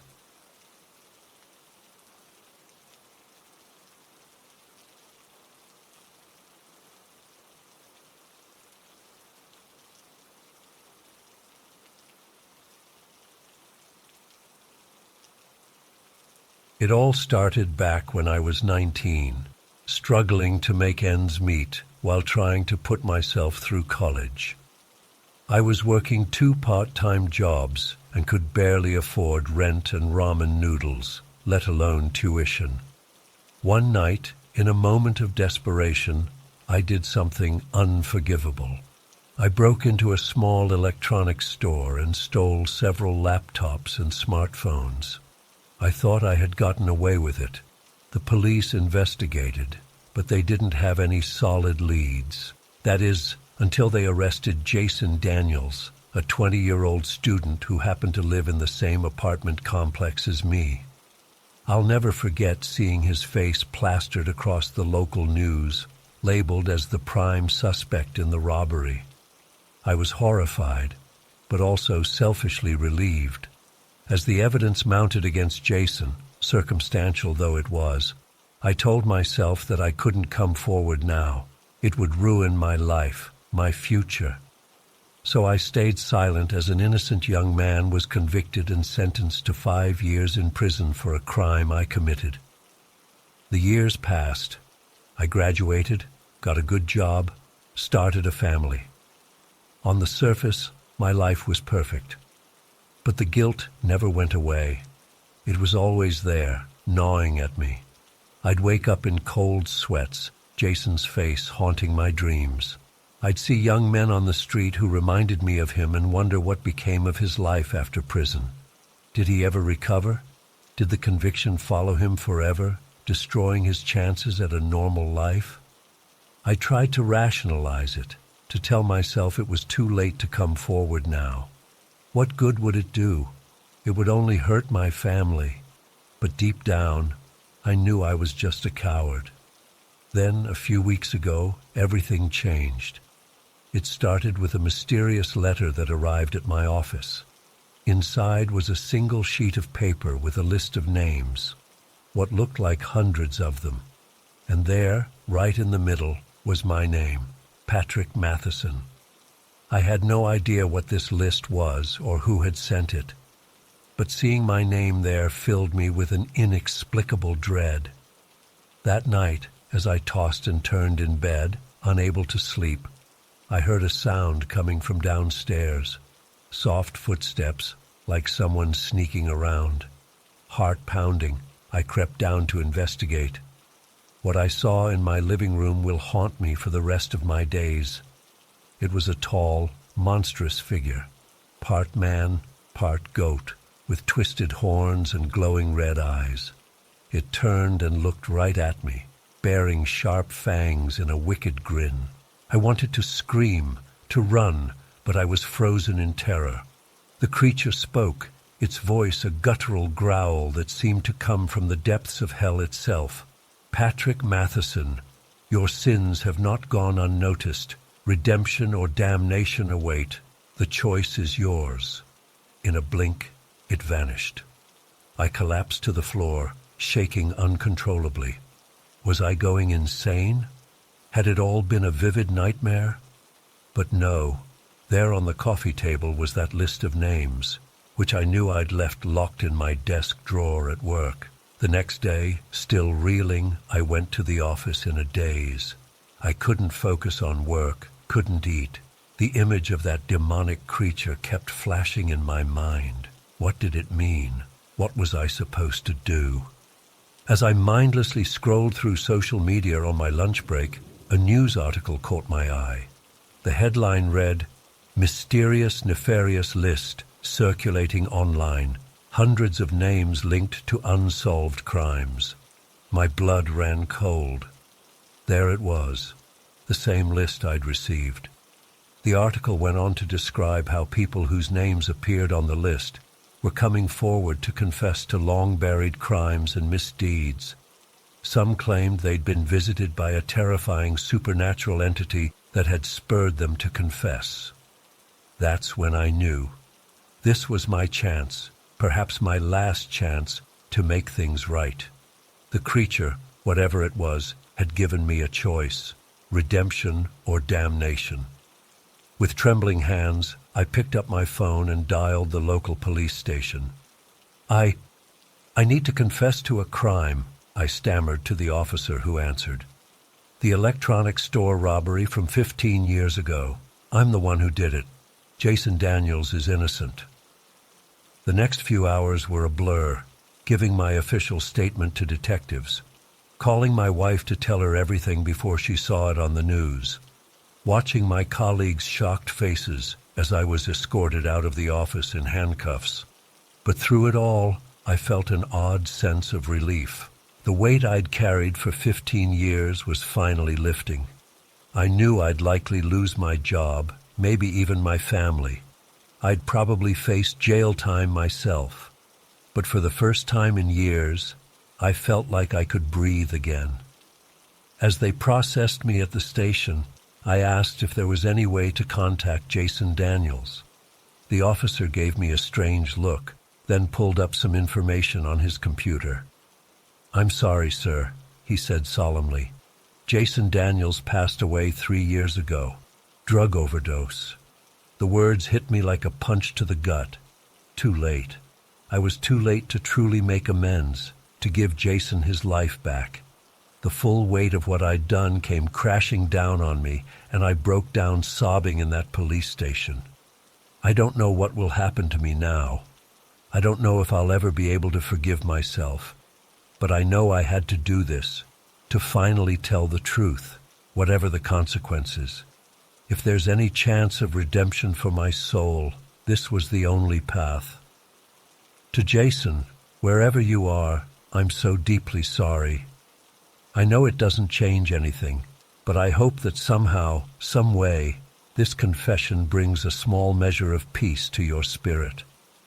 And to anyone reading this, don't make the same mistake I did. Don't let fear and selfishness lead you to hurt an innocent person. The guilt will eat you alive. I don't know if that creature I saw was real or a product of my guilty conscience. I don't know the true nature of this nefarious list or who's behind it. But I do know that facing the truth, no matter how terrifying, is the only way forward. Whatever happens next, I'll face it knowing that I finally did the right thing, even if it was years too late. If there's any lesson in my story, let it be this. Our choices have consequences, often far beyond what we can imagine.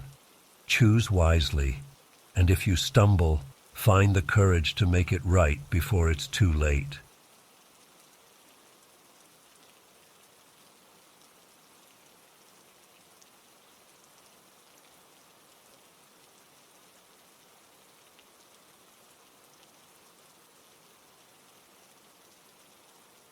I've never been so terrified and yet so strangely exhilarated in my entire life. Even now, as I sit here typing this out, my hands are shaking and my heart is racing, just thinking about everything that happened. I guess I should start at the beginning. I was desperate for work, like seriously desperate. My bank account was in the single digits, and I was facing eviction from my crappy apartment. So when I saw that ad for a teaching position that promised excellent pay and unique students, I jumped at the chance without asking too many questions. Big mistake. The interview was weird from the start. It was held at midnight in an abandoned warehouse on the edge of town. The guy who interviewed me, Mortimer, gave off major creep vibes. pale skin, sunken eyes, dressed all in black. But I was so broke I probably would have accepted a job from Satan himself at that point. Mortimer barely asked me any questions about my qualifications. He just stared at me intensely for a few minutes, then declared I was hired and handed me an address. Said to show up there the next night at sunset. I should have been suspicious, but I was just relieved to have a paycheck coming. So the next evening, I drove out to the middle of nowhere, following the GPS. As the sun was setting, I came upon this massive, decrepit castle looming on a hill. For a second I thought I must have input the wrong address, but then I saw the sign, Nightshade Institute. I parked and walked up to the entrance, my footsteps echoing ominously. The giant oak doors creaked open before I could even knock. Standing there was Mortimer, grinning at me with unnaturally sharp teeth. "Welcome, Jack," he purred. "Your students are eager to meet you." He led me through dim, winding corridors. The whole place had a musty, ancient smell. Cobwebs hung in every corner. I swear I could hear whispers and giggles echoing from the shadows, but every time I turned to look, there was nothing there. Finally, we reached a heavy wooden door with a placard that read, "Mr. Mercer's Classroom." Mortimer gestured for me to enter. "Best of luck," he said with a smirk. Then he melted into the shadows and was gone. Taking a deep breath, I pushed open the door. What I saw inside nearly made me pass out. The classroom looked fairly normal at first glance.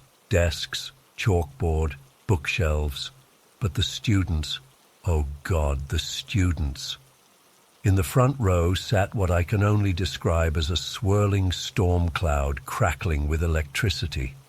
Next to it was a boy who appeared to be made entirely of glass, light refracting through his transparent body. Behind them was a girl whose shadow was moving independently, waving at me with inky black tendrils. My eyes darted frantically around the room, taking in more impossible sights.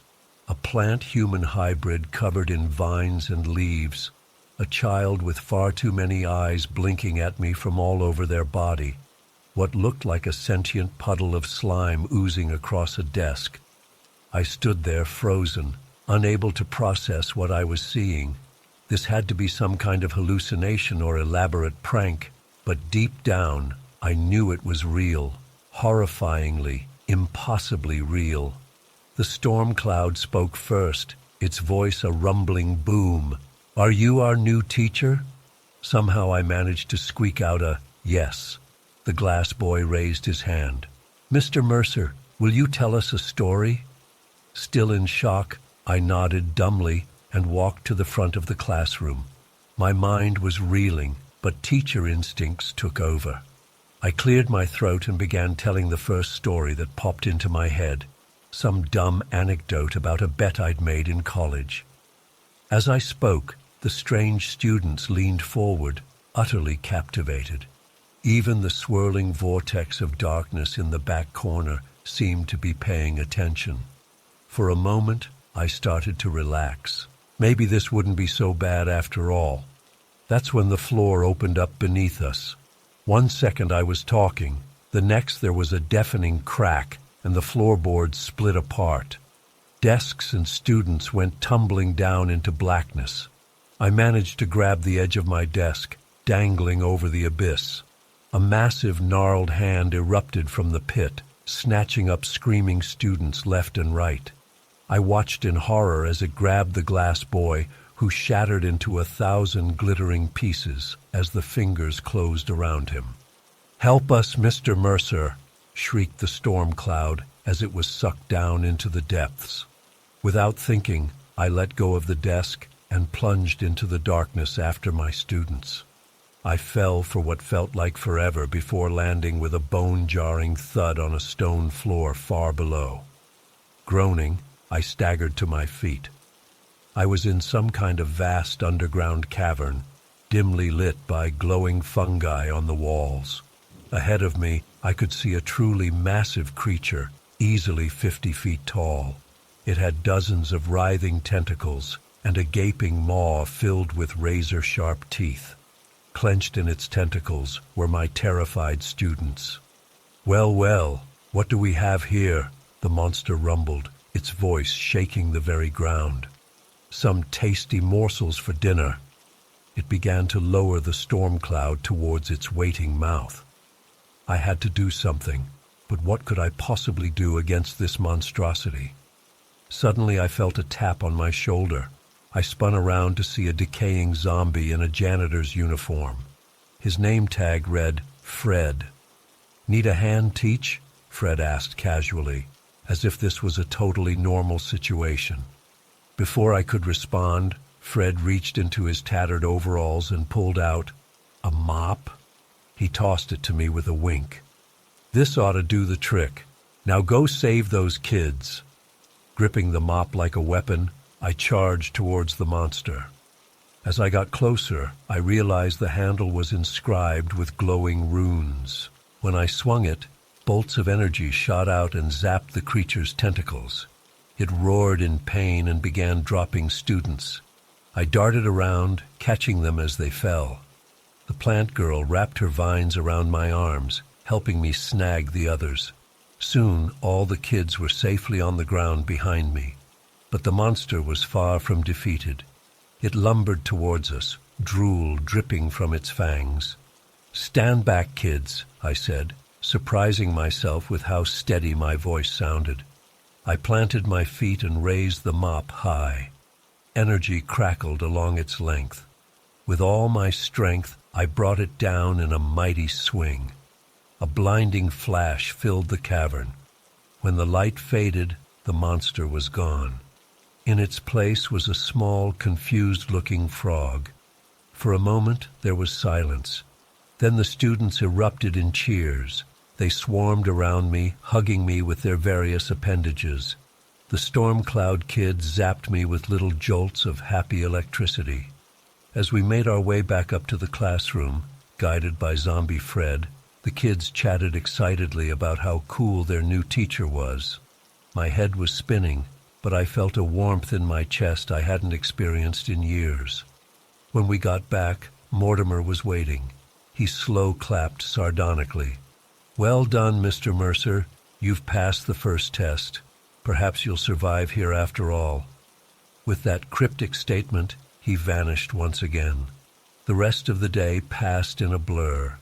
I taught grammar to ghosts, math to mythical beasts. By the time the final bell rang, which sounded suspiciously like a banshee's wail, I was exhausted but exhilarated.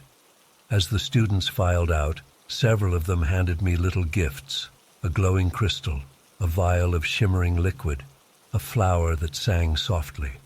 The glass boy, fully reformed, gave me a hug that left me covered in sparkles. I collapsed into my chair, trying to process everything that had happened. Part of me wanted to run screaming from this insane place and never look back, but a larger part was already looking forward to tomorrow's lessons. Whatever madness I'd stumbled into, I had a feeling my life would never be the same. And honestly, I was kind of okay with that. So that's how I became a teacher at the Nightshade Institute for Extraordinary Youth. If you're reading this and think I'm crazy, well, maybe I am. But I've never felt more alive. Who knows what tomorrow will bring? All I know is I'll be ready with my magical mop in hand.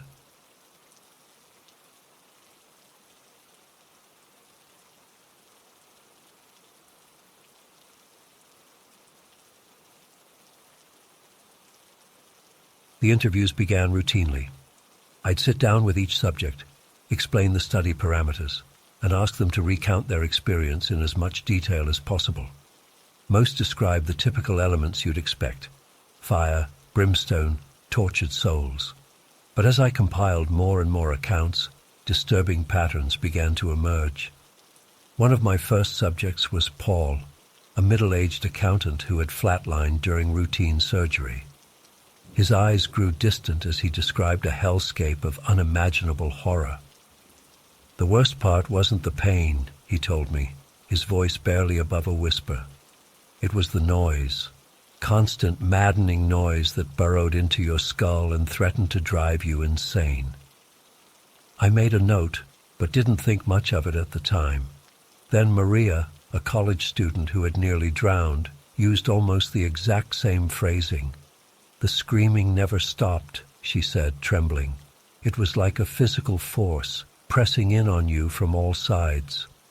As more subjects described this oppressive cacophony, I began to realize it was a universal element in these hellish visions. But it was more than just screaming or wailing. Travis, a retired firefighter, tried to articulate the nature of the sound. It wasn't just noise, it was information, horrible truths about yourself and the world pouring into your mind whether you wanted them or not. The consistency was unnerving. Subject after subject described not just torment, but psychological manipulation on a cosmic scale. They spoke of demonic entities that seemed to feed on human misery, using elaborate tactics to break down the will and crush all hope. Daniel, a soft-spoken librarian, recounted how these beings would shapeshift into loved ones, only to transform back into monstrous forms. They wanted you to feel betrayed, abandoned, he explained, to believe that no one cared about you, that you deserved to be there. Evelyn, a grandmother in her 70s, described elaborate illusions of rescue, only to have hope ripped away at the last second.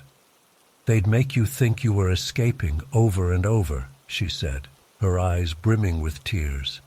Each time it fell apart, you'd sink a little deeper into despair. As the interviews continued, I found myself struggling to maintain professional detachment. The raw emotion in these accounts was overwhelming. I'd wake up in cold sweats, the echoes of their descriptions ringing in my ears. More than once, I considered abandoning the project altogether. But I couldn't shake the feeling that I was on the verge of uncovering something profound.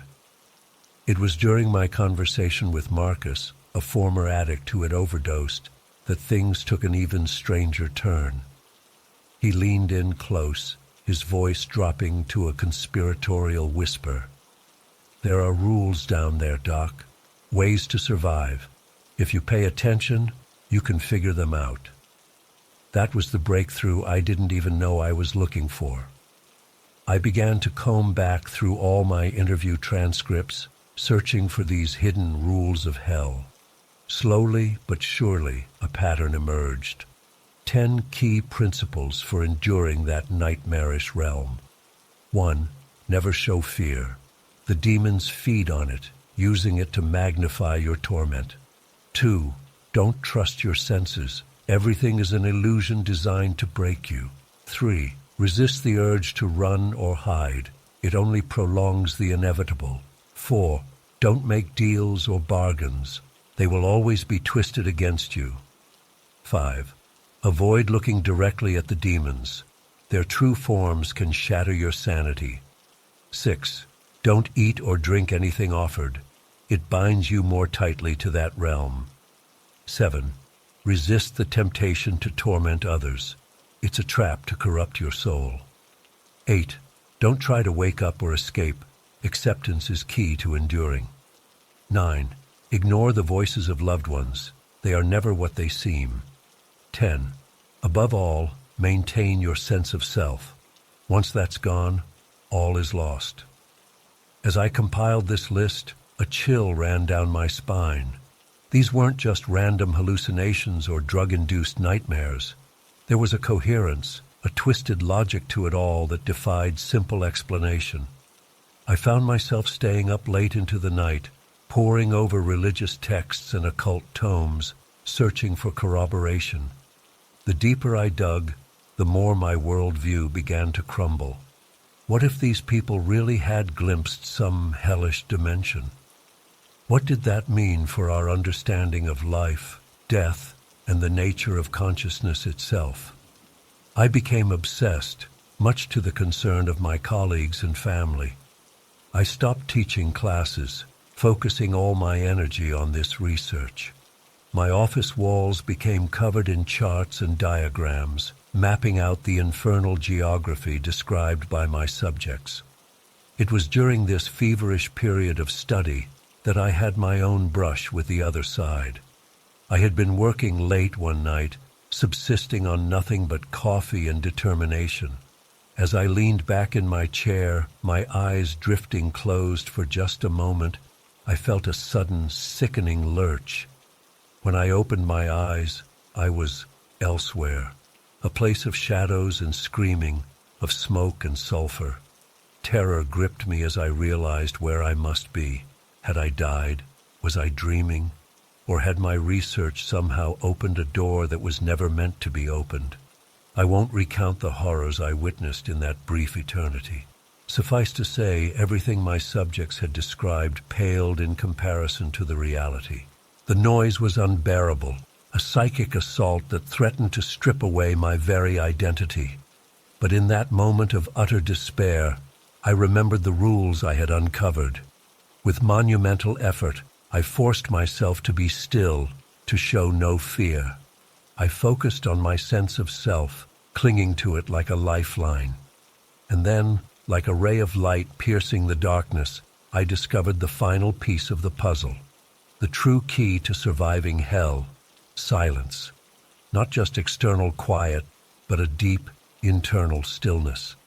A void that no noise could penetrate. As I embraced that silence, I felt the hellish realm begin to lose its grip on me. The screams faded, the visions dissipated, and I found myself back in my office, gasping for air. I don't know how long I was gone. By the clock, only a few minutes had passed. But that experience changed everything. I now understood that hell wasn't just a place of physical torment. It was a state of being, a condition of the soul defined by that maddening noise that consumed all peace and hope. In the days that followed, I struggled to process what had happened. I knew I could never publish my findings. Who would believe me? But I also knew I couldn't simply ignore what I had learned. So I've decided to share my story anonymously, hoping that it might help others who have had similar experiences. To let them know they're not alone, and that there is a way to find peace, even in the darkest of places. I've since stepped back from my research, focusing instead on meditation and cultivating that inner silence. It's become my shield against the echoes of that infernal realm that sometimes still haunt my dreams. To anyone reading this who has stared into that abyss, know that there is hope. Find your stillness, embrace the silence, and never forget who you truly are.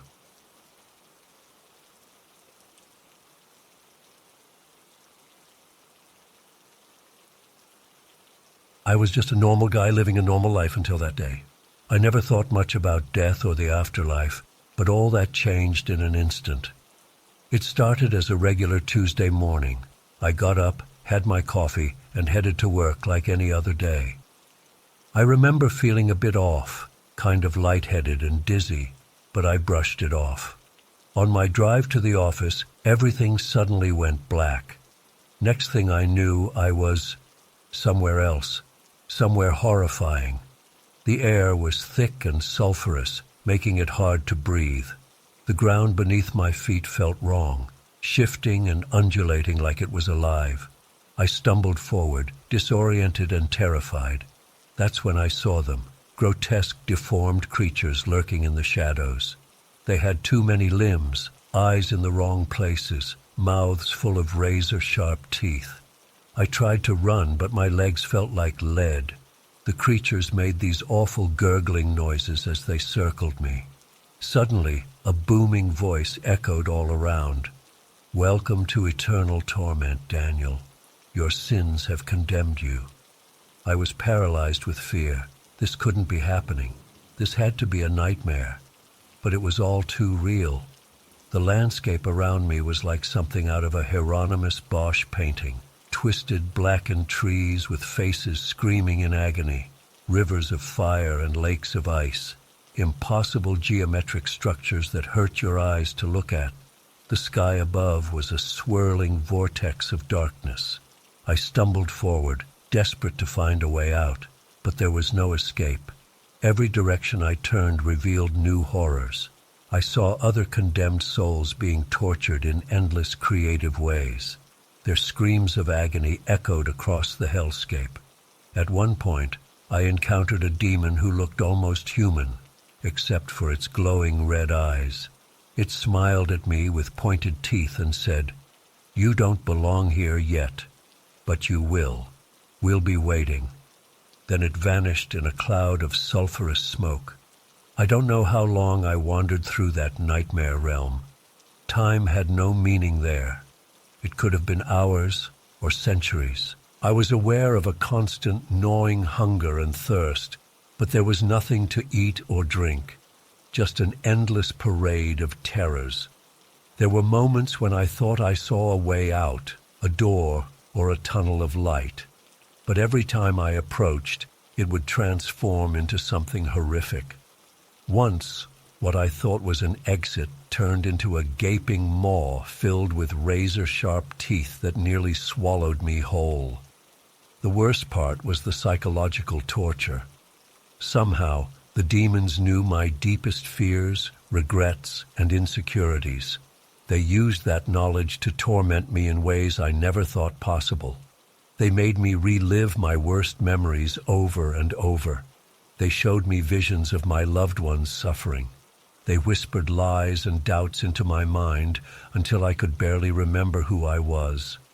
I saw other poor souls who had clearly been there much longer than me. They wandered aimlessly, muttering to themselves, their eyes vacant and hopeless. I knew that if I stayed there much longer, I would become like them, a shell of a person, trapped in eternal torment. Just when I thought I couldn't take any more, everything went black again. I woke up in a hospital bed, surrounded by beeping machines and worried faces. Apparently, I had suffered a massive heart attack and was clinically dead for several minutes before they revived me. The doctors were amazed by my recovery, calling it a miracle. But I knew the truth. I had been to hell and somehow made it back. The experience changed me profoundly. I can still smell the sulfur sometimes, still hear the screams echoing in my nightmares. I've tried to tell people what I saw, but most think I'm crazy or that it was just some kind of near-death hallucination. But I know it was real. I can still feel the heat of the infernal flames on my skin, still see those grotesque creatures when I close my eyes. Sometimes I wonder why I was allowed to return. Was it a warning, a second chance, or just a cruel glimpse of what awaits me in the end? I don't know, but I live every day now with the knowledge that hell is real, and it's more terrible than anything we could imagine. I've become obsessed with trying to understand what happened to me. I've read countless books on near-death experiences, theology, and the occult. I've sought out others who claim to have had similar experiences, but nothing quite matches the horrors I witnessed. One thing that haunts me is the realization that hell isn't just a place of physical torment. It's a realm of deep psychological manipulation. The demons there don't just hurt you. They break you down mentally and emotionally until you lose all sense of self. I remember at one point encountering a group of other condemned souls. They were huddled together, muttering what sounded like prayers or incantations. When I got closer, I realized they were reciting rules. Don't eat anything. Don't follow the voices. Don't trust the lights. It was like they were desperately clinging to some kind of survival guide for hell. There was one woman in the group, I think her name was Maria, who kept repeating, "Don't listen to them, don't listen to them." When she saw me, her eyes went wide with terror. She grabbed my arm and said, "Whatever you do, don't follow the voices. They'll lead you somewhere worse." Then she vanished into the mist. I also met a man named Travis who warned me about the lights. "They look like a way out," he said, his voice hoarse and desperate. "But they're traps. They'll take you deeper in." Sure enough, later I saw beautiful warm lights in the distance that seemed to promise safety. But remembering Travis's warning, I forced myself to turn away. The landscape of hell was constantly shifting and changing, making it impossible to get your bearings. One moment I would be trudging through a field of razor-sharp rocks. The next I'd be knee-deep in some kind of foul-smelling sludge. The only constant was the sense of dread and despair that permeated everything. I remember a particularly horrifying area that seemed to be some kind of forest, but the trees were made of a cold fire that burned without heat. The flames danced in eerie silence, casting strange shadows that moved of their own accord. I later learned from another soul that this was known as the Forest of Cold Fire, and it was just one of many nightmarish regions in hell's vast expanse. One of the most disturbing things I witnessed was an area where the very ground seemed to be made of living flesh. It pulsed and quivered beneath my feet, and I could hear muffled screams coming from deep below the surface. Rivers of blood flowed through this grotesque landscape, and twisted, deformed creatures lurked in the shadows, their eyes gleaming with malevolent hunger. Throughout my time there, I was constantly aware of being watched. Eyes seemed to peer at me from every shadow, every crack in the ground. I felt like a rat in a maze, being observed and tormented for some sick experiment. The demons I encountered came in all shapes and sizes, each more horrifying than the last. Some looked almost human, while others were so alien and grotesque that my mind could barely comprehend them. They seemed to feed on fear and suffering, growing stronger with each soul they tormented. One particularly cruel demon took the form of my mother, but with subtle wrongness that made it all the more terrifying. It spoke with her voice, knew things only she would know, but its eyes were cold and full of malice. It tried to convince me that my whole life had been a lie, that everyone I loved had always hated me. The psychological torture was far worse than any physical pain. I also witnessed other souls being punished in ways specifically tailored to their earthly sins. A man who had been greedy in life was forced to eternally count piles of gold coins that burned his fingers. A woman who had spread gossip and lies had her tongue repeatedly ripped out only for it to regrow so the process could start again. The sense of time in hell was completely warped. What felt like years of torment might have been only moments in the real world. Or perhaps it was the other way around. Maybe I experienced centuries of suffering in those few minutes I was clinically dead. When I finally returned to my body, the relief was indescribable. But part of me feels like I never fully left that place. The memories are seared into my mind, impossible to forget or dismiss as mere hallucination. I've tried to live a better life since my experience, to be kinder and more compassionate. But I'm also haunted by the fear that it might not be enough. What if I end up back there when I die for real? What if next time there's no coming back? I share my story not to scare people, but as a warning. Hell is real, and it's more horrible than anything we can imagine. It's not just fire and brimstone. It's a place designed to break you completely, body and soul. I hope that by sharing what I saw, I can help others avoid that fate. Sometimes I wonder if I'm the only one who's seen what I've seen, but then I'll catch a look in someone's eyes, a haunted, knowing gaze, and I realize there are others out there who have glimpsed the inferno and made it back. We're the ones who know the truth, who carry the weight of that knowledge every day. If you're reading this and you've had a similar experience, know that you're not alone. And if you haven't, count yourself lucky. But also take heed. The afterlife is real, and the consequences of our actions in this life are far more serious than most people realize. I don't know why I was given this glimpse of what awaits us after death. Maybe it was a warning or a second chance.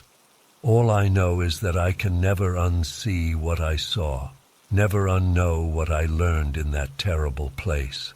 And I'll spend the rest of my life trying to make sure I never have to go back there again.